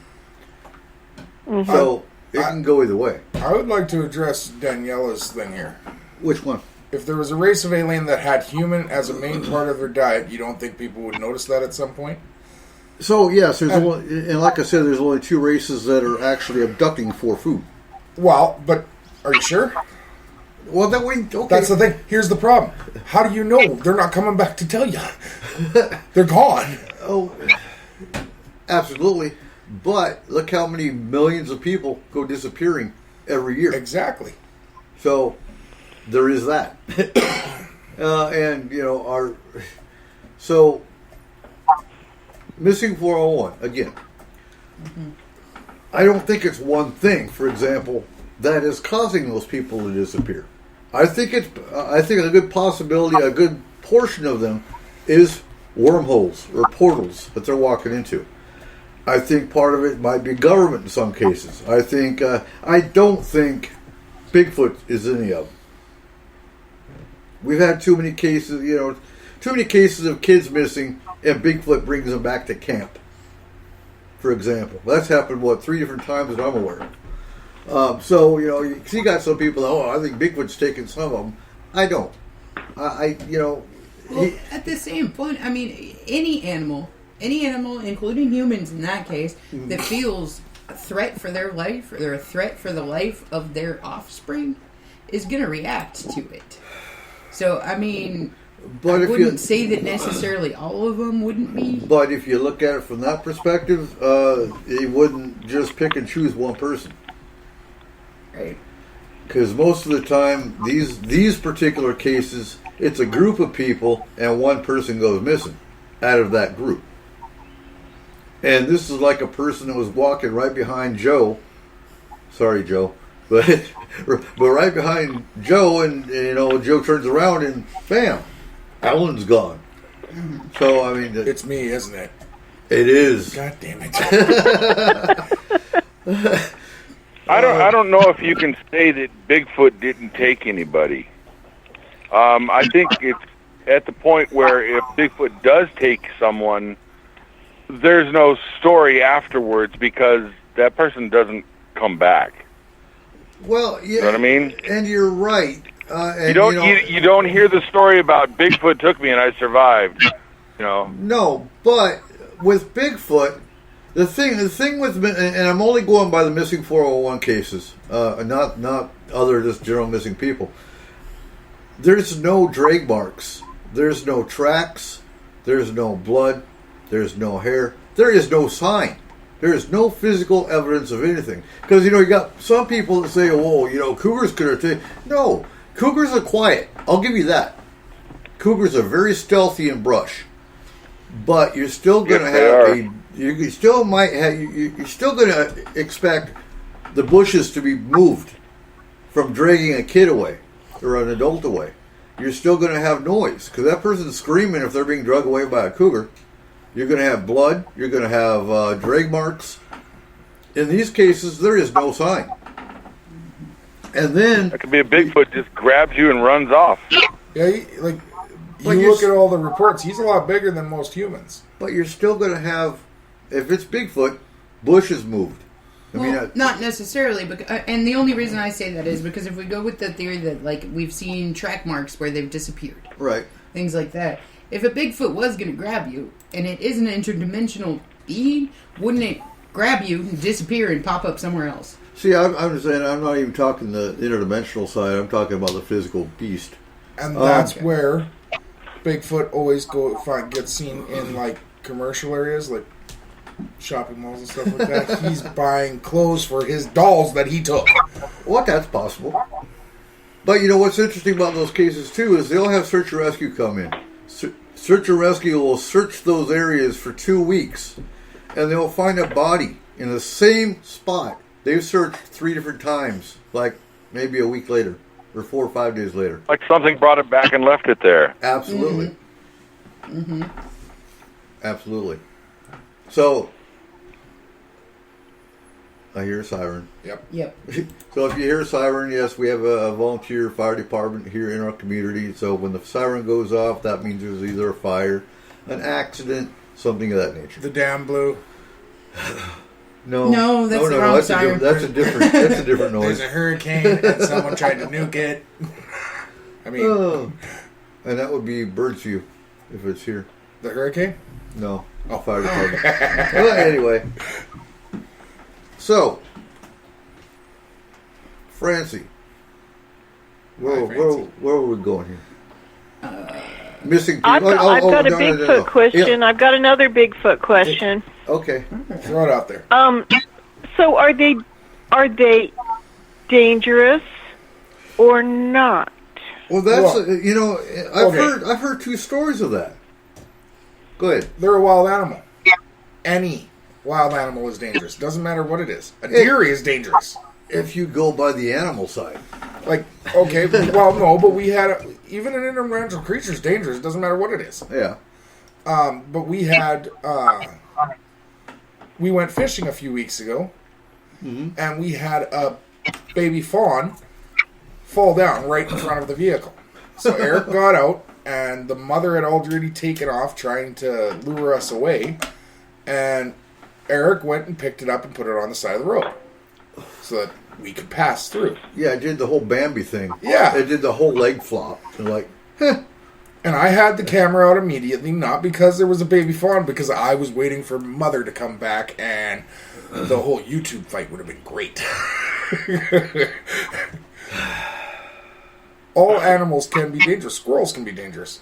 You don't have to tell me. Trust me. Actually, you don't have to tell either. Because we had one in Fort Lewis that was, kind of rambunctious. But, yeah. And you're right. But I think what I mean is, do they intend harm? They can. Or are they defensive? I think that they would be more defensive than intending harm. But at the same time, I mean, so just as many diseases would affect them as would affect us. And if you think of like a Bigfoot getting rabies or something of that nature, I mean, then... Really? A rabid Bigfoot? I know where you're going with that. Generally, it's not coming to save you. Okay. That was an awesome movie, by the way, but no. But, I mean, I think there's always the possibility, and I think in any race of anything, there's going to be the ones that are what you would call psychotic or dangerous or murderous or whatever, and then the more docile ones. So no blanket statements. Right. Well, so prior to last year I actually saw a video that included 3 different cases of an aggressive Bigfoot here in the Pacific Northwest. So usually when I think of an aggressive Sasquatch-like creature, I think of the swamp ape in the South. Mm-hmm. But honestly, if I was living in the South in 100-degree weather and had a lot of fur and 100% humidity, I'd be pissed off too. But there were 3 cases. 2 of them were actually local to us here. One was in, I believe, the Darrington area, where 2 boys were out shooting BB guns, and a Bigfoot screamed at them and actually chased them to their house. Now, what I found funny about that story, because, anything in YouTube, you kind of watch with a grain of salt, because not everything on the internet's true, really. I don't know about that. But he was pissed off because they were inside, cowering and hiding. He broke the windows in this cabin. It was a cabin, not a house. It was like a log cabin. He banged on the door and smashed their garbage cans, and they left. Now, truly, if you wanted in that cabin, I'm sorry, but a Bigfoot would have kicked the door in and got in.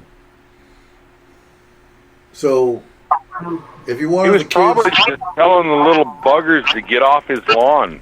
Right. More It's like likely. that. You get out in his territory, you mess with him, he's going to say, get out of here! That's what I say. The other case was two women that, and I believe this case was actually in Granite Falls, so really not far from the Darrington case, about 45 minutes to an hour. And they went hiking. And they got, I'm trying to remember, actually, yeah, they found a Bigfoot house. Now, and I use the word house loosely, because you're talking a bunch of logs that are jumbled up into like a cave made of logs.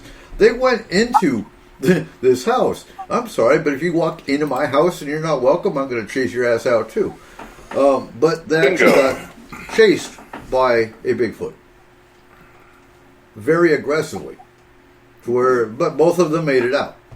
So, I've never heard of, and not saying it hasn't happened, but I've never heard of a Bigfoot killing a human. Right, but would you? I mean, if it killed it, and if it's as good in the woods as everybody says that they are, then we haven't found absolute evidence that one exists, like an entire body, and hey, this is definitely Bigfoot. So, you would think they would know how to hide a body. Right. Now, basically speaking, the most aggressive prior to me seeing those videos was, you have the occasional, and if you watched Mountain Monsters, you'll hear a whole lot of dramatized, oh my God, did you see that boulder he threw at us? Well, yeah, you're in his woods. I do think they're territorial, especially if they have young with them, like any wild animal is. He could have just been playing catch. Huh? He could have just been playing catch. With a bowler, yeah, possibly. He doesn't know your strength. He's Marine. He can catch big bowler. Yeah, okay.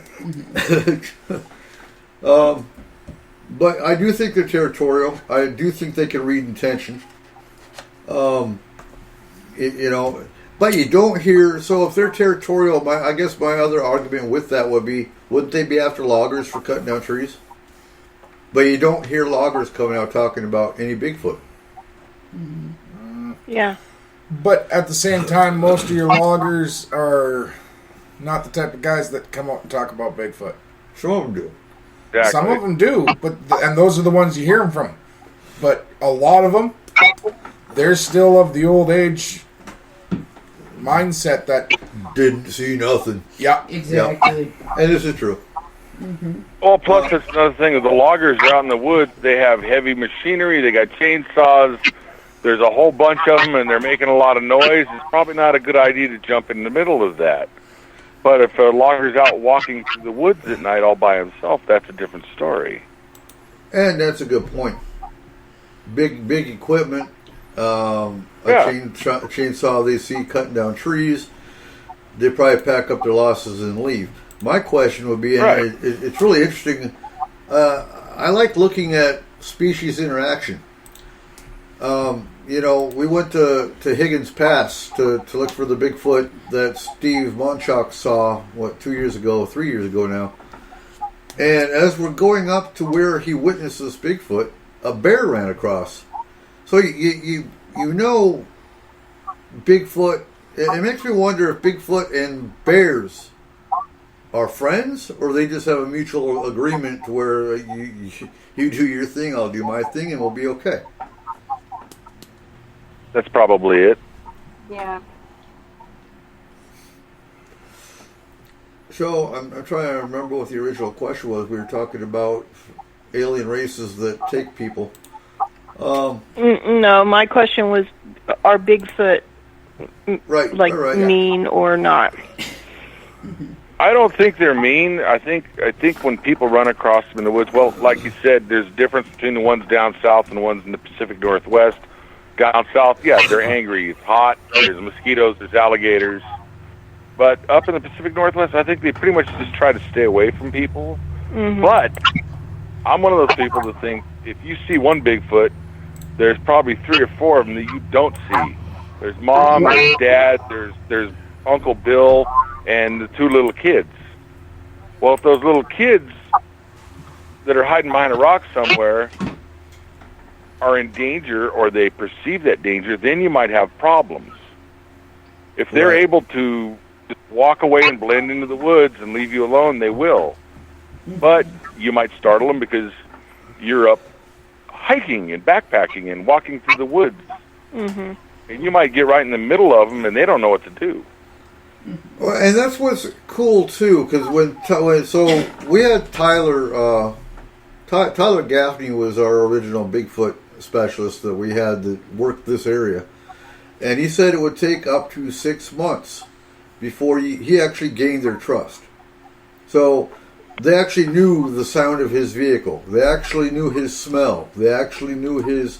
and, after a few months of always going to the same place, at least 3 to 4 times a week, if not every day, then he could take his kids. He could take his dog. And they knew his family structure, and he actually had their family structure come out. He actually saw Bigfoot kids and a Bigfoot mom and, male, female with kids. So we know there are Bigfoot family structures in the Mount Baker region. And what was interesting, because according to him watching their patterns for, a good year, towards the winter, they would actually go to higher elevation. They would follow the coyote packs. Mm-hmm. So, they worked with other wildlife. See, the thing I've always thought about every species, and I mean from cats to dogs to squirrels all the way up, is we know that they can get depression. We know that they can have other mental disorders and different things, just like a human can. So wouldn't you think that maybe with the skunk ape and why they say that it's more aggressive and stuff, is if they're breeding in packs or groups, right? If there was a dominant gene of something like something that's passed down, like schizophrenia or something of that nature, wouldn't through years of breeding within that small grouping cause that to become... Well, that's an interesting point because from what I've heard, up here in the Pacific Northwest, most of the footprints have 5 toes. But down south, in the swamp areas, they're finding them with 4 and 3-toed prints. Right. Which is an indication of inbreeding, which means maybe these guys kind of lost their cookies over the years. And that could very well be too. So welcome, Radio Underground. Glad to see you in the chat. So to answer your question, the one you want to ask will be Barry Gaunt. He's actually in Kentucky, and I believe he has actually seen Bigfoot in Kentucky. He's sleeping. Huh? Barry is? Sleeping. Nah. He was supposed to be on the show tonight on Roundtable. But he would be the one you want to contact. You can contact him through the Kentucky MUFON or Into the Fire radio. He has his own show that he does on Tuesdays. And he would be able to answer your questions about Kentucky with Bigfoot. Because what's interesting is the swamp ape you hear about in Florida and the swampy areas, obviously the name swamp ape. But the Bigfoot in Kentucky is more like the appearance of what we have in the Pacific Northwest. Mm-hmm. And with the same nature. See, that's why I'm thinking that it's probably either a gene that's been passed down or even stories that have been passed down. Okay, so like you'll have specific groups of humans that believe this because that's what grandma believed, that's what grandpa believed, that's what their grandma believed, and it just passes down through the generations. So some of them, I believe, would think, well, humans are bad because of whatever interaction happened 100, 1,000, whatever years ago. So they would be more angry and more predatorial, I guess, towards them. Right. Than if they've been told stories for their entire life about this docile group of people that comes out and plays music for them and does this and that. I think that would also be part of it.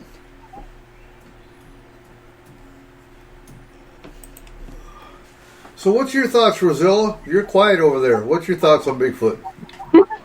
Yeah, I'm just kind of listening.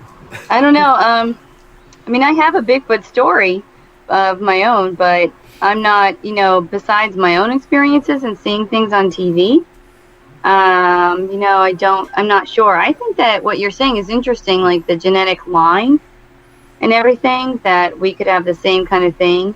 Mm-hmm. So I do think it's really interesting. I don't know if I have like an actual opinion on it. Just kind of taking it in. The story that you did say about the guy taking that much time to go out and he saw the whole family, that's really amazing to me. That he got so much trust. I've never heard of anybody having that experience. So that's kind of mind-blowing. What's irritating is pre-COVID, we had these plans that we were actually to go up in the mountain areas up here, because it always intrigued me the correlation between UFOs and Bigfoot. And we have areas up here that have heavy UFO activity with heavy Bigfoot. Because you hear both sides of that coin too, of people seeing Bigfoot getting out of UFO craft. Now, is that another form of mind screen? Possibly. Or mind screen, there you go. And then you also hear the other stories of UFOs being seen and Bigfoot being seen running terrified away from the light. So, if humans are being abducted, who's to say Bigfoot's not being abducted as well? Oh, interesting. I mean, there's also other theories that paranormal activity goes along with Bigfoot, like hauntings. Say again? I said there's also other theories about, like Barry was telling me about paranormal activities going along with, like in a house or whatever. Right. There's paranormal activity in the house, but then there's Bigfoot paranormal activity outside. Or there's paranormal activity like in his octagon hall, and then there's UFOs, he says, always over like the roof, so up in the air right above it. So there's different, theories about why. And I absolutely believe there's certain points on the planet that are just a smorgasbord of paranormal activity. Because we've had many cases where there was a haunting, there was a spirit indeed in the location that we cleared, but at the same time they're also being abducted by alien races. So, can you have multiple incidents going on in the same location? Absolutely. Seen it many times. And with that, it is time for a second, our last break. And when we come back, we are going to go right into the creature battles. Excellent. Hey, are we going to bring up next week's creature fight as well? Heck yeah. Absolutely. All right. Here is Hell Within from Cryptamnesia. You are listening to S4 on Spreaker.com.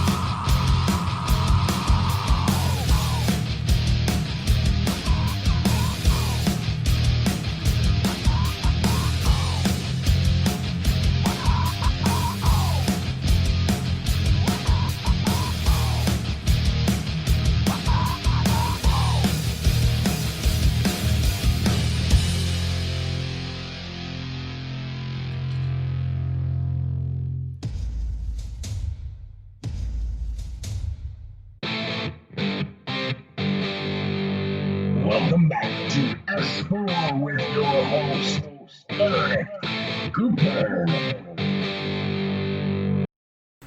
Hey, ladies and gentlemen, welcome back for our third hour. We are with Joe Algar, Rosella C. Rowe, Francie Miller, and that's it. So we're going to go straight into our third hour creature versus creature battle. All week long, the two have been battling out. So, Kayla, who do we have up? All right. So this week, our creature battle was the elusive Goat Man versus the elusive Bigfoot. Okay, hold on. Yep. So, panel, who would win, Goatman or Bigfoot? Bigfoot. Bigfoot? Bigfoot. Oh, this one is so easy. Bigfoot by a mile. I had a French Alpine goat, and he loved to try to knock me over and take me out. And this thing was huge. And I'd grab him by the horns, and I'd wrestle him into the ground and everything. And it was the funnest thing in the world for him. But if something wanted to hurt him and had the power of a Bigfoot, snap. Mm-hmm. Goatman would be dead. All right. Rosella, what do you think? I think Bigfoot, for real. Like, everything, my mind kind of goes more, I don't know, they are my interests, really. Because who doesn't want to hear a Bigfoot story? I always thought Goatman was kind of boring. But, Right. yeah. How about you, Francie? Who do you think would win? Bigfoot. Oh, right. Well, you guys The only thing Goatman's got going for him is his horns. Hey, sometimes he carries an axe. Just saying. Holy goat. They can climb walls. Mm-hmm. I'd just like to put my bet in for I don't know, maybe the rest of the year. Bigfoot wins everything. I think so. Okay. I agree. Well, so next week, we'll go into next week here in a minute. All right, so as far as the polls and everything have gone on it is Bigfoot by a mile. I think we had actually only 2 votes For Goatman? total Seriously? for Goatman here. Aww. And that is, yes, and that's out of 27 people on the Facebook page. Izzy says goats have horns, are wily, and carry an axe. Well, not regular goats. I've never seen a regular goat carrying an axe. Well, Goatman does. Well, we didn't talk about weapons. Yeah, but Bigfoot's Now, got the pointy if stick. Goatman was carrying a pointy stick, maybe. Well, Bigfoot's got the pointy stick. All right, so our next week's creature battle is going to be an old school battle. So we are going with old school vampire versus old school mummy. Who would win? Ooh. Oh. My mom would kick that vampire's ass. Not that kind of mummy. I think vampires got it. That's just my vote. I don't know. It's going to be pretty hard to suck that coagulated blood. Mummy's got no blood. Mummy's very slow. So vampire might have that advantage, but I honestly see it being a draw. Uh-huh. The only things I've ever seen about Fire, vampires, they the guys both are kind of dandies, you know? Mm-hmm. People talk about mommies all the time. People talk about vampires way more. I think that'll win. I think, yeah. I'm But how? I'm with Cole. It's going to be a draw. Because a vampire might be able to... They're both immortal.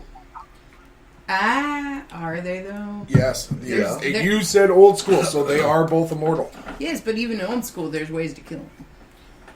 How? A vampire is immortal unless you introduce it to pointy sticks.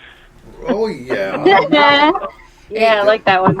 And think about most of those absolutely. mummies. Most of those mummies had some pointy sticks. I mean...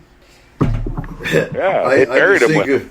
I just think of the movie The Mummy where I can't remember his name, but the little guy with the he's got all the little religious symbols, and the mummy's like, yeah, whatever. Bonk. Right? The mummy would just breathe on it. I think that's how it would go. The mummy would breathe on as it, a and it would kid- smell so much of garlic that it would just kill the vampire instantly. He'd be like, "Ah." Oh, maybe. Yeah. I'm sorry, I'm As a just kid, I thinking never about really King understood the fear of mummies. I mean, it's like, oh my God, there's a mummy. Walk away, walk away. You wouldn't even have to run. They're Nobody not else- that fast, are they? No. Nobody else thinking about King Tut and laughing with, the King Tut Steve Martin.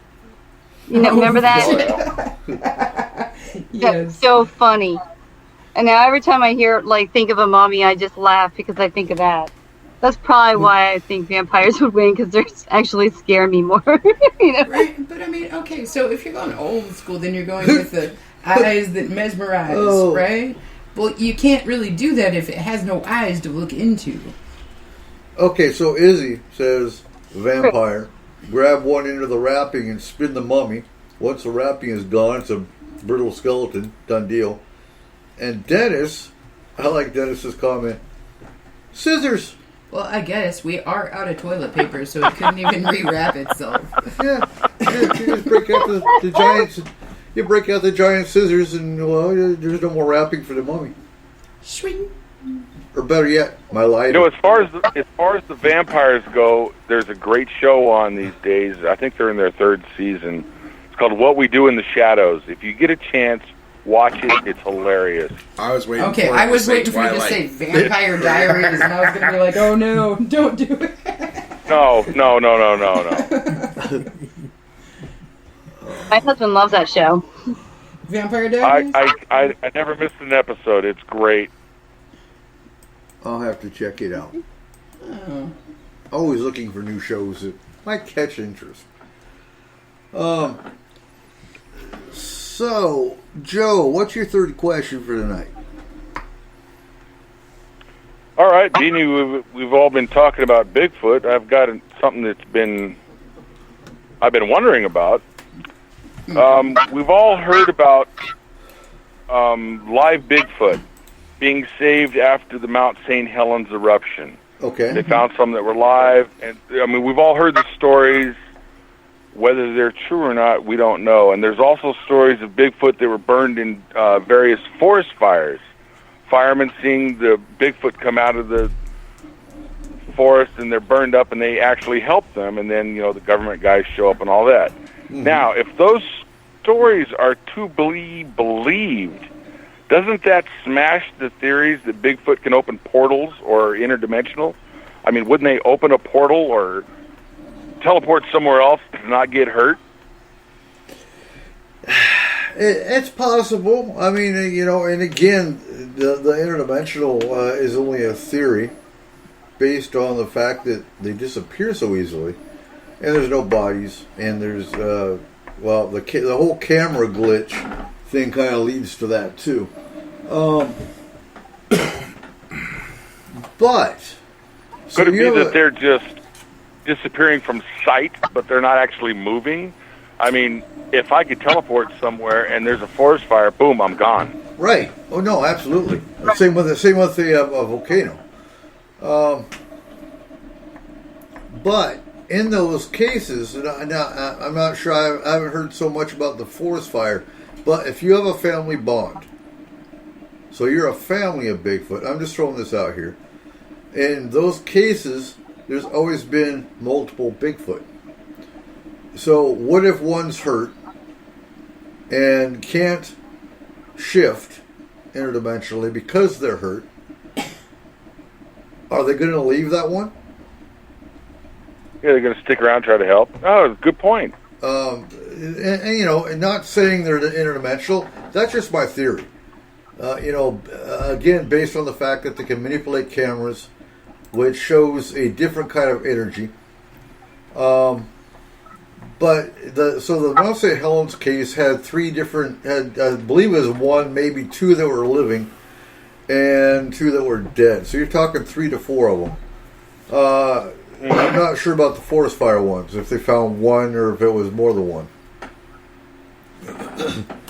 But if you've got, more than one creature, and one is already injured, whether it got burnt by fire, whether it breathed in some ash, whatever, from the volcano, and they're hurt and they can't shift, leave no Bigfoot behind.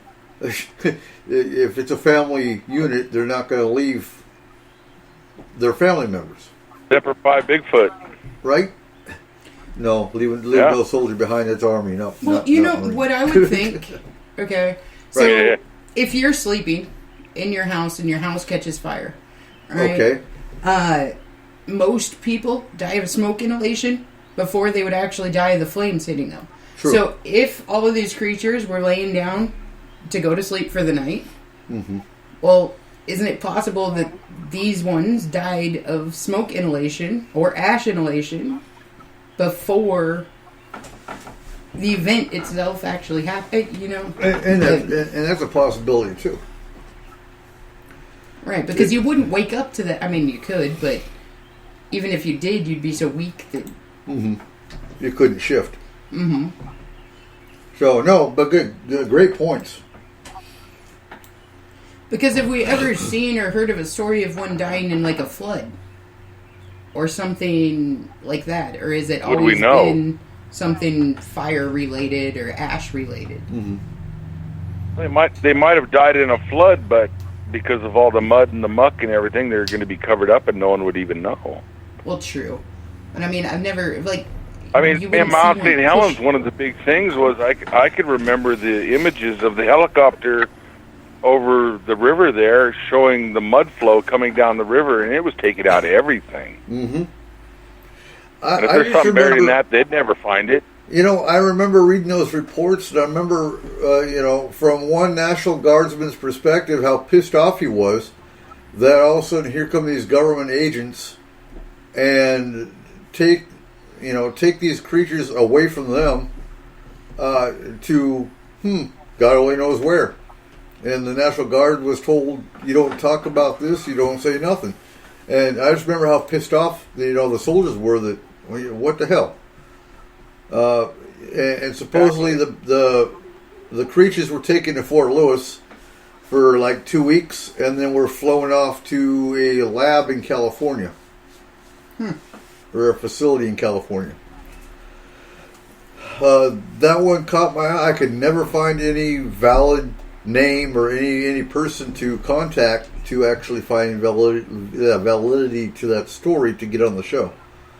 That's just one of those things, they'll talk about it in papers, they won't talk about it, or they can't be reached for media. And maybe they were threatened. Don't talk about it. Because, oh my God, we can't let Bigfoot, come out in the public eye because, well, there goes logging, there goes economy, there goes... There's a whole show right there. Right? I mean, think about it. A spotted owl shut down logging because they didn't want to destroy its environment. So if we knew that there was a species out there living in the woods, they're going to shut down everything. So what do you think would happen? Of course. And Francie, you're in Idaho where there's actually signs up in the National Forest that say this is Bigfoot area, watch yourself. Correct? I've seen pictures of the signs. I've never seen the signs. Okay. But looking at... Hi, Cheyenne. I had to give Cheyenne a shout out. She's in the chat room now. Oh, man, that's my little girl. But how do you think the public would perceive Bigfoot? So do you think if it becomes known that, say, Bigfoot really exists and he's in Yosemite National Forest, do you think people will flock to Yosemite to see Bigfoot? Or do you think that will be a fear? Yes. Or do you think it'll be, oh my God, no, Bigfoot attacks people, we can't go there? Oh, you'd have so many. They're going to people run out flock. there with their Camrys They trying would. to get a selfie. Think Yellowstone. Yeah, right. And the buffalo and like people have no boundaries. They'd be all over it. So, do you think, coming from an economy perspective, if you bring out that Bigfoot is real and he's really in these woods here, wouldn't that bring money for tourists? Oh, yeah, you would think so. So, what's the... You mean like Willow Creek? I guess my COVID aside, I don't want tourists up here, but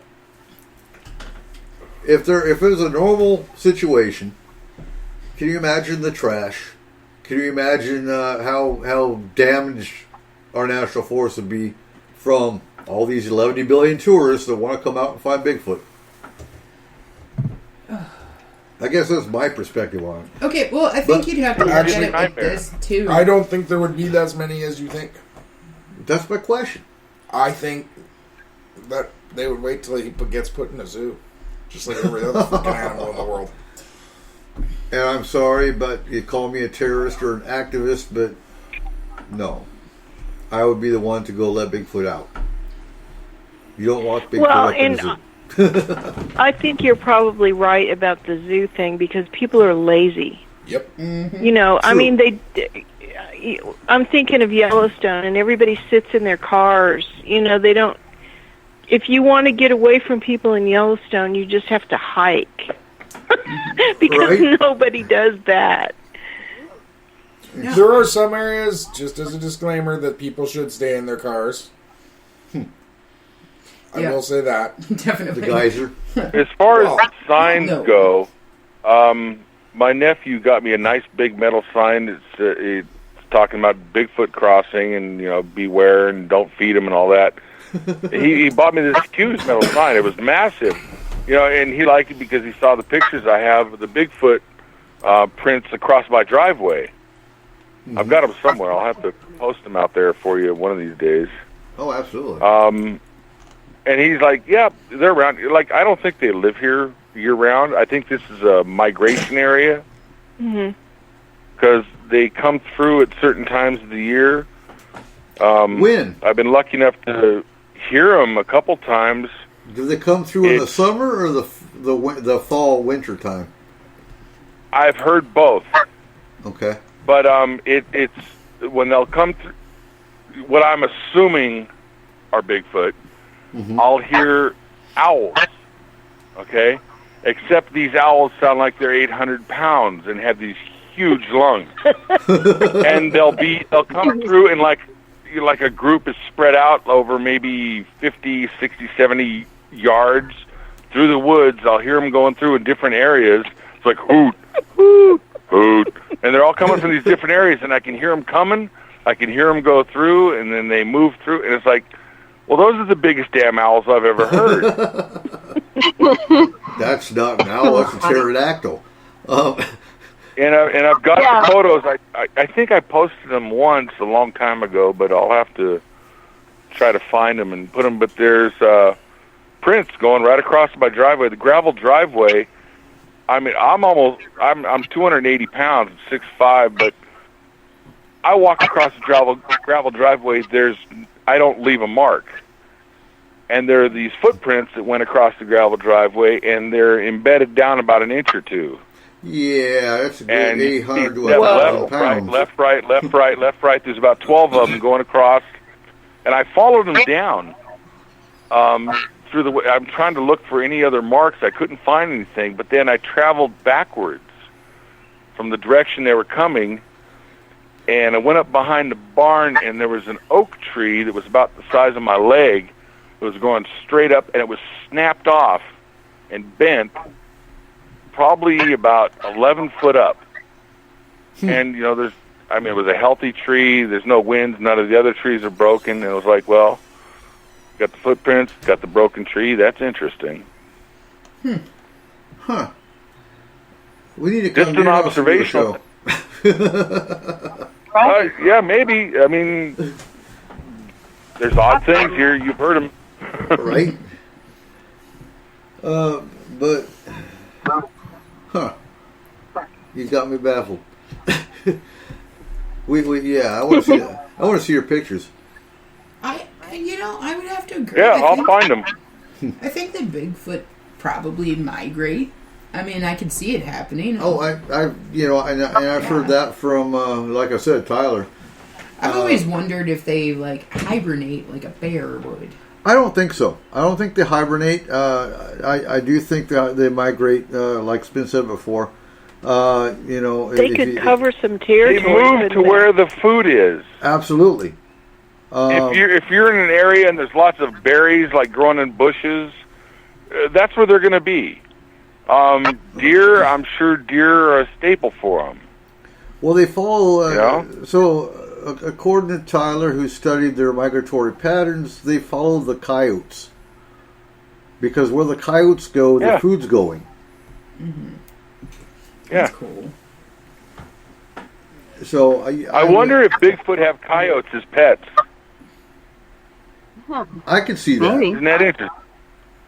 I could see that. Finding a pup and raising it and keeping it and running around in the woods with it, and it would kind of help them alert, like, hey, there's humans over here or whatever. But as far as them hibernating, you hear wood knocks, whether it's winter or summer, it really doesn't matter. If they hibernated, I would expect the wood knocks to stop. Plus, they were caught on WSDOT cameras in the winter. Do what? No, I guess the so. WSDOT cameras got them on the winter. Yeah.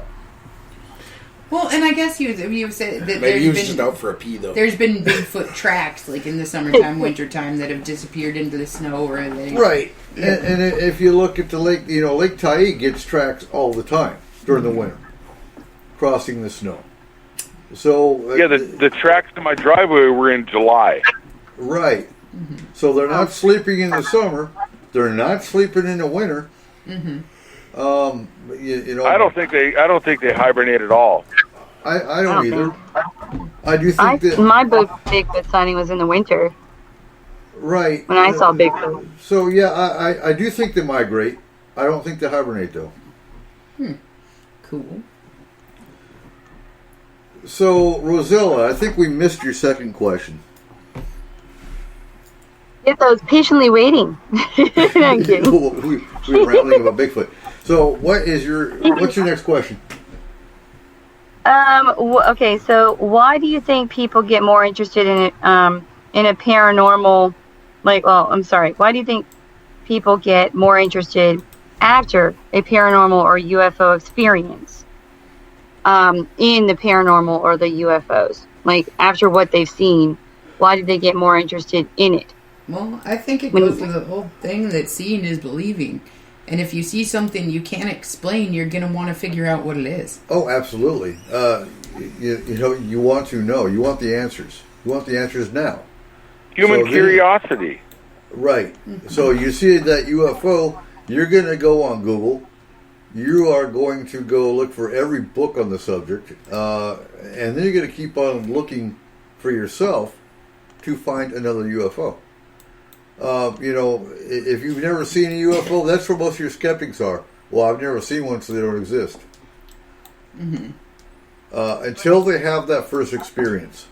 They have that first experience that's obviously not a planet, obviously not a conventional aircraft because of the way it maneuvers. If it's something that they can't explain away, then their curiosity is piqued. And they'll either get terrified because it's something they can't explain, or they'll go on the other side of it and want the answer. Yeah. And that's whether it's a cryptid, a UFO, and then they'll start watching every TV show out there about those topics. And hopefully they get the right information. Why do people experience, why do some people experience UFOs and some don't? Well, were they looking? A lot of people are absolutely clueless. Right. They wouldn't know if their car wreck happened 5 foot from them. Oh, then you have the ones then you have the ones that have an alien right in front of them and automatically go to it's a demon. You've got those too. I think it's the same with the paranormal too. Like you're either open or you're not, maybe. Like some people sit in a room, like you guys know, with paranormal activity and they're like, what? And you're like, did you see that? Right. And they'll explain it the way as, well, it was a wind current from the heater duct. Or it was the house shifting. It was, and those are valid, sources. That's usually when we went into a case, that was the first thing we looked at. You look for the water pipes. You look for the heater ducts. Is that cabinet, when the cabinet was it built crooked? You look for the mundane before you just jump on paranormal. I think it's possible, too, for certain entities, certain spirits, certain things to only appear to one person, even if there's multiple people in the room. Yeah. Where only one person sees it. So if you were to ask, like if I was to ask you, hey, did you just see that? I might have been the only one that did. And Daniela says, look around, everyone's face is buried in their phones, who's going to see it? And, that's part of the problem, too. But that's a two-way street. Because of the fact that everyone's got a phone, you are seeing more UFO videos posted. Right. You are. Yeah, because there's an app to make that. Well, there is. But that's the problem, is half of the stuff we see now, you can't tell if it's real or fake. Well, that's why you said... No, without real, you actually have to look hard into it. That's why you send it to Josh. We have our own media analyst. Now... Yeah, but I mean, your average, everyday person isn't necessarily going to know somebody that can say, well, there's 15 layers here, 4 filters, and your everyday person is the one that's going to YouTube saying, oh my God, it's real. Mm-hmm. Because they don't know any better. That's the problem with today's age. Is, yes, there's apps to make haunted, pictures. Oh my God, look, it's a spirit. No, it's just an app. So you can actually see a real UFO video. Right. And you're not going to know if it's real or not unless you know what you're looking at. Well, I mean, like, in this world, I can add 15 filters and 4 of these and 5 of that, and I can look like Pamela Anderson. So, I think anything can be manipulated to the point where people turn Joe on. And yes, so for listeners' sake, if you're actually taking a video of a light in the sky, please do not take it through your moving car windshield. Because you're actually either going to get a reflection or you're going to get a raindrop that looks like a UFO. But also, please do not get out in the middle of I-5 to take the picture. Absolutely not. And again, if you go to Yellowstone, don't get out to feed the bears. But, I agree with you, Eric. Don't shoot the video through the window. But there was one video that's intriguing, and I still haven't figured it out. Maybe you've seen it. There were guys, and they were driving down the road, and they were shooting it through their window of their car, but there was this great big pyramid floating and turning over the Pentagon. Yeah, I know that video. I've seen that. Yeah, but that was night, so it's less glare, too. I've seen that, and I was like, I don't know, man. I can't figure it out, and either it's a really good hoax or it was something very interesting, but it was shot through the windshield of a car. But however, other people got the same thing on tape that night. There was like 3 others that saw it. And that's what's cool, because there is an actual alien race that has a pyramid-shaped craft. So that does lend credence. Because everyone sees a flying disc. A lot of people see a flying cigar. You've got some craft that look like orbs. You've got the triangular-shaped craft. You've got a whole, again, smorgasbord of various shapes of craft. The pyramid is the one you don't see too often. Well, do you think that some people... Oh, sorry. No, I was just going to say, he's talking about the pyramid. I've never seen that. And, I've been a sky watcher all my life, and that's just because I've watched the stars and the planets and the moon and taken astronomy courses. And I'm watching planes constantly, and I've been near military bases all my life. I know what planes look like and all the different things. Mm-hmm. But there are things I've definitely seen. You can call them dots in the sky, but they're making movements that aren't normal. And I've seen all that for many, many, many years. But I actually had one come low and slow just over the treetops. Here, it's the only time I ever seen anything structured. I never saw the structure, but I saw the lights under it. Right. And it looked like, okay, you've seen the Star Wars movies, right? The Star Destroyers, they're big and pointy and kind of triangular. It was like looking straight up at one of those, but there was maybe 12 to 15 lights underneath of it. I thought it was going to be a plane crash. You know, and this thing just kind of floated over the top of the trees and went down the valley, and there was no noise. Well, there actually was a hum that you could feel in your chest. But that's the only time I've ever seen. It's not structured craft, but it's not a dot in the sky either. If I had a bow and arrow, I could have hit it. Huh. So, I've been going through, for the whole last week, I've been going through Homeland Security journals and cleaning out my email. I've got like 600 email. I've got 180 emails left. And it's interesting because I'm starting to see UFO reports in Homeland Security files. Like, huh. Really? That's interesting. And, well, I didn't print them out. I'll have to bring them onto the show here soon. But there's actually, they start talking about alien races in Homeland Security files. It was like, huh, interesting. Weird. Yeah, so, to save on paper, I've been printing them, actually turning them into PDF files and saving them onto the computer.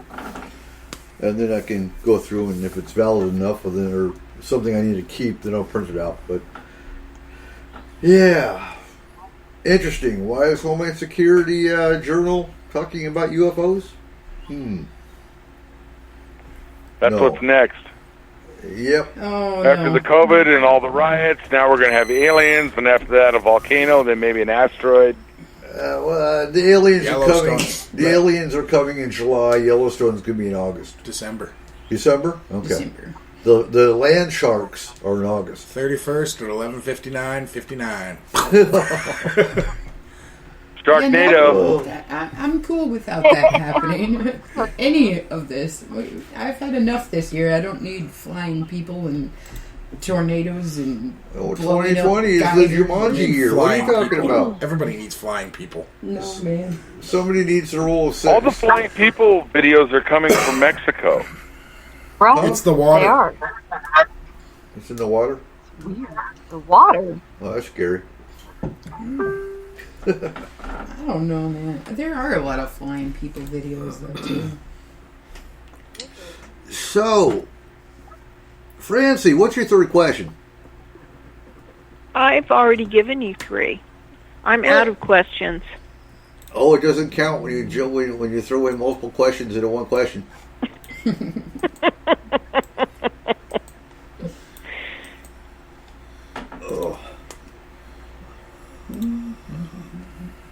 Okay, Rosella. All right, I'll give you a question. We'll get a little bit off of the paranormal, though, if you want. Okay, Elon Musk and his Starlink satellites. Right now, there's 530 of those things up there right now. We've all seen them, the little trails going across the sky, they spread out. By 2025, he wants to have a total of 42,000 of them in orbit. Oh my God! Now, one of the disastrous consequences of that could be light pollution.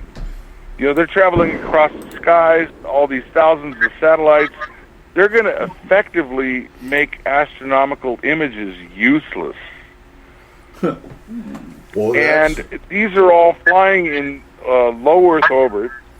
Yep. And it's highly used by the scientific remote sensing and telecom satellites, as well as the International Space Station. Now, what is Elon Musk up to? I mean, he's basically putting a whole lot of garbage up there. What do you think about it? Well, we talked about this last week. Maybe that's why we have a Space Force. To go up and, the minute I hear Space Force, I automatically think of Starship Troopers. Well, you guys know what the official story of movie. Starlink is, right? Huh? You know what the official story of the Starlink program is, right? What's that? Internet for the entire world. An entire wireless global internet unit. I looked up his site today, and he said that 3% of North America would receive internet that they can't get now. It seems like a lot of work just to get 3% of the people in North America to be able to get the internet. I know it's a worldwide thing, but That's a whole lot of garbage he's putting up there. There's got to be something else going on. And can you imagine, we have enough cyber threats now. Can you imagine the cyber threats that are going to happen with Internet for All? Yeah. It's going to make the low Earth orbit unusable. The Nigerian prince might leave us alone for once, though. Now we can actually talk to the other people in Nigeria. So, North Korea has no Internet because the government controls what they can and can't have. China, I believe, has no Internet. Yes, because, they do. Do they? Yep. Yes, they just don't have social media. So what's the They other... have internet. It's just regulated, and they come and kill you if you say the wrong thing. Yeah, like Yeah. Facebook, you have to have certain... Levels. a level of security. So I guess the question would be, if Elon Musk is offering wireless internet for the entire planet, those countries that are regulating, what their people can and cannot do and see, are they still going to try to control that? Well, of course they are. Oh, yeah. Yeah. Of course they are. You would still be able to regulate it. Just because there's the capability of having it doesn't mean that you would be able to just magically, it would appear on your phone if that's not something that your phone is capable of actually doing. So is that where 5G is coming Kim in? Jong did not come back from the dead to lose his control over the internet, okay? So is that where 5G is coming in? Does 5G have something to do with Elon Musk?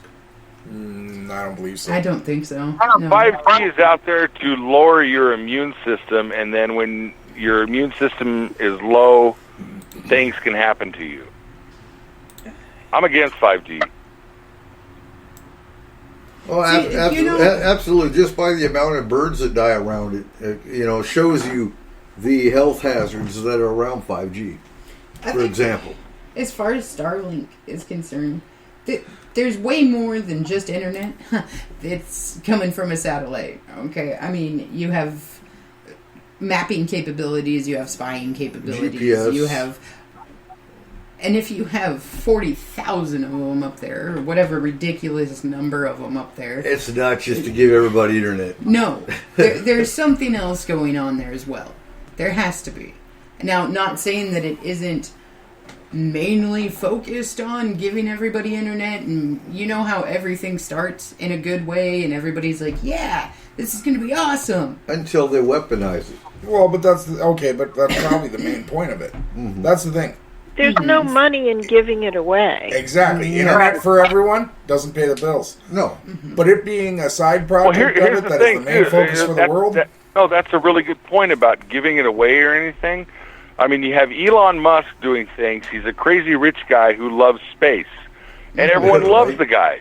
But then you got someone like Bob Bigelow, who's a crazy rich guy that loves space, and everyone thinks he's the devil. What? So here's the difference. Yes, they're both crazy rich guys that love space. But, like I said last week, my problem with Robert Bigelow has always been the fact that he bought 11 billion different files from alien abductees from a licensed psychotherapist who was doing hypnotherapy on these abductees. He bought their private files from this hypnotherapist, which to me is a form of HIPAA violation, although I don't think HIPAA applies to that particular paranormal... Didn't he also buy all the MUFON files? Yes, MUFON sold out to him. Yeah. It's not ethical. No, not by any means. That's always been my problem. Now, is that just with, because he wants to know, or is he trying to hide things? Who knows?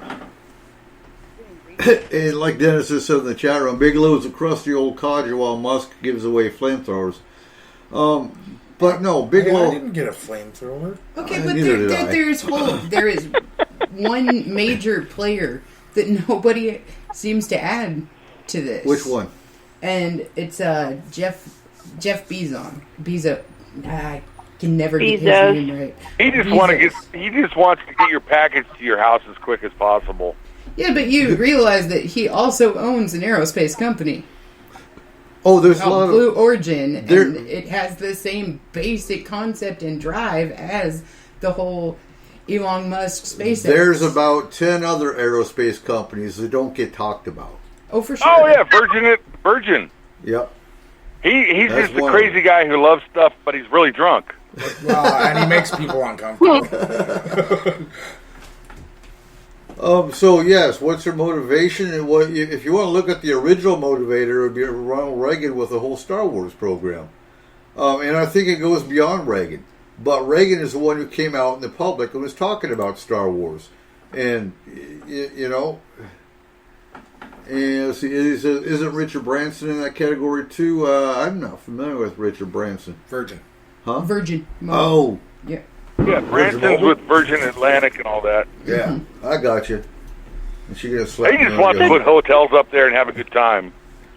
Do we really have a Space Force, or is that just something that they talked about? Oh no, we really have a space. The United States government does have a force that has been working with space for a long time, monitoring satellites, monitoring all that. When they Right. said they're going to make a space force, they're not saying we're going to send up Starship Troopers with laser guns and kill aliens. Yes, No, we are. It's just like moving money in around. World War II, where the Army Air Force, they said, you know what, we got these guys that fly a lot. Let's let them have their own thing called the Air Force. So the Well, we're space, just stepping it up just a little bit higher up in the atmosphere now. absolutely. Every military branch had their own version of what we have today. All they really did with the Space Force is pull all the branches' versions of it into one military branch. Yeah, it's Exactly. It was a good idea. It needed to be done. Well, It needed to be done. Yeah, People laugh. They say, "Oh, Space Force, yuck, yuck, yuck." Well, I just while want the- to smack them in while the head the with Army's- the doorknobs when I hear that. While the Army is monitoring this satellite intel, the Navy has this satellite intel. It makes more sense for the two branches to be able to talk together under one Exactly. branch. So that part of it did make sense, because what people think Space Force, and it took me a little bit of studying and whatnot for it to click, but we've always used satellites on the battlefield. That's where GPS comes from. Mm-hmm. So, you know, look at drone technology. Look at, satellite technology. Where do you think our intelligence comes from? Well, we see Al-Qaeda coming into Syria over here. It comes from space. Okay, I'm going to throw out an awkward theory here. No research or anything went into this. This is just off my cuff. But, okay, so if we have a shit ton of satellites going up into the air, we got this Space Force, we got people claiming that aliens are among us, they're living here already. We got a whole bunch of people throwing billions and billions of dollars into who can get to Mars, who can colonize this, who can... and how and who can do it the fastest. Mm-hmm. And let's do commercial air flights and everything else up into space. Well, do you think maybe, just maybe, one of those little guys that, monitors things like asteroids and other Earth-ending events or extinction-level events might see something in the near future and say, hey, guys, we got to abandon ship, so it doesn't matter if we have the air pollution. It doesn't matter if we have the light pollution. It doesn't matter about any of these things because this place isn't going to be here come whatever date. 2022. So we need to get our ass into space and colonize something. Or try to move that asteroid. Right? Well, I don't think Bruce Willis is capable, or he's getting too old to go up and move the asteroid. Well, and I mean, and it A little wouldn't even fun. necessarily need to be an asteroid. It could be one of millions of things out there. Mm-hmm. Or, hey, oh my God, the aliens are actually going to come and show themselves now, so we got to go. Or, hey, some race somewhere declared war, but it takes them over this many light years to get here, so they'll be here Right. at this time. You can't say that. What? Bruce Willis is too old. To go up on an asteroid and blow it up? Yeah, he is. Look at Clint Eastwood. He's pretty old. We just need a Steve Buscemi. How much has Clint Eastwood done in his 90s? He hasn't blown up an asteroid. All right, is that actually Clint Are you Eastwood, sure? though? Maybe that's what he does for hobbies. Maybe. Hey, Maybe. Forget Bruce Willis. We still have Chuck Norris. Oh, God. No, Jason Statham. We'll send Jason Statham up to do it.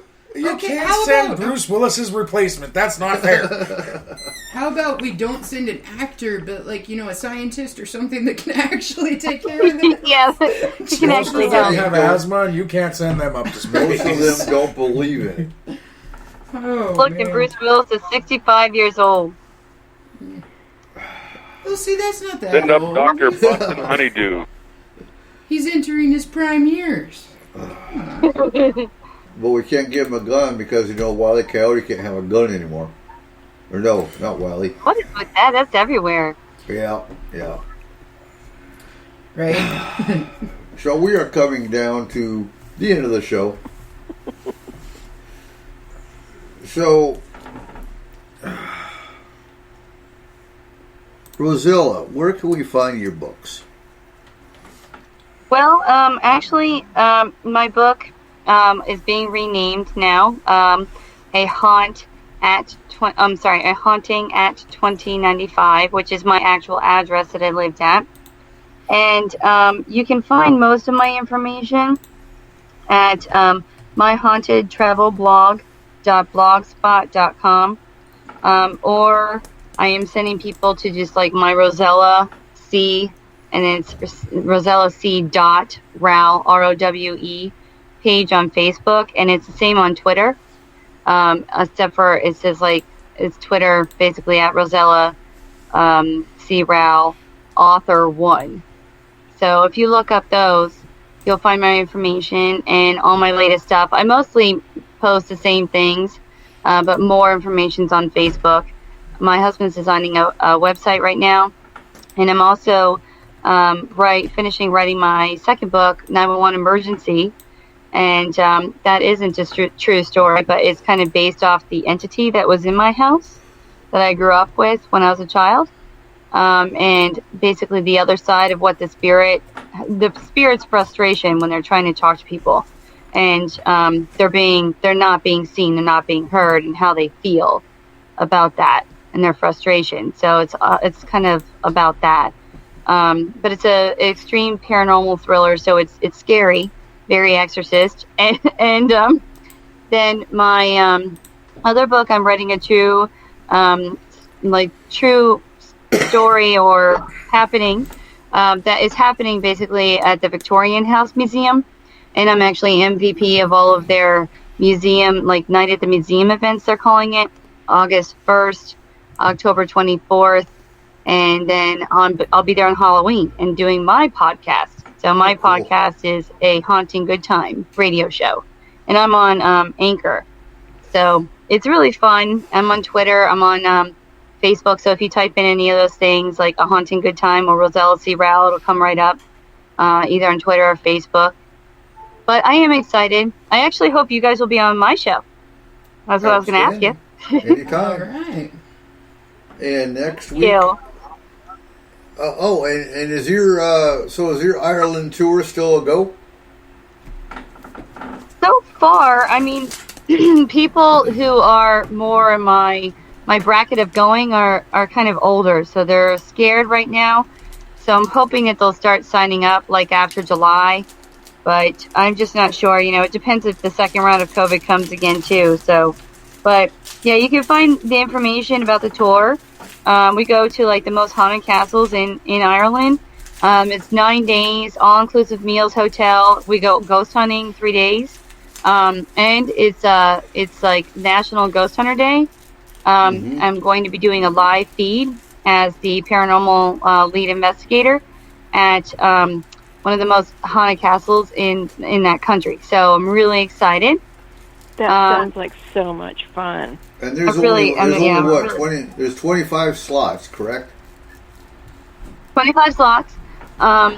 It's $1,700 a person, and that includes all your meals but 3, which I think are lunches. And there's live music every single night, all the wine you do or do not want, and it's just going to be really fun. But the most thing I'm really excited, we're going to be at the I think it's like the Fitzpatrick Castle at the end, and it's gorgeous. Like, this place is huge. It's just massive. And we're going to be investigating it on the last night and staying there. So all the places we're staying are luxury inns, except for the last night, it's a castle. But exquisite food, actually like 5-star restaurants, like basically in the country. So this is really amazing. And we're going to be like on a little Mercedes kind of bus.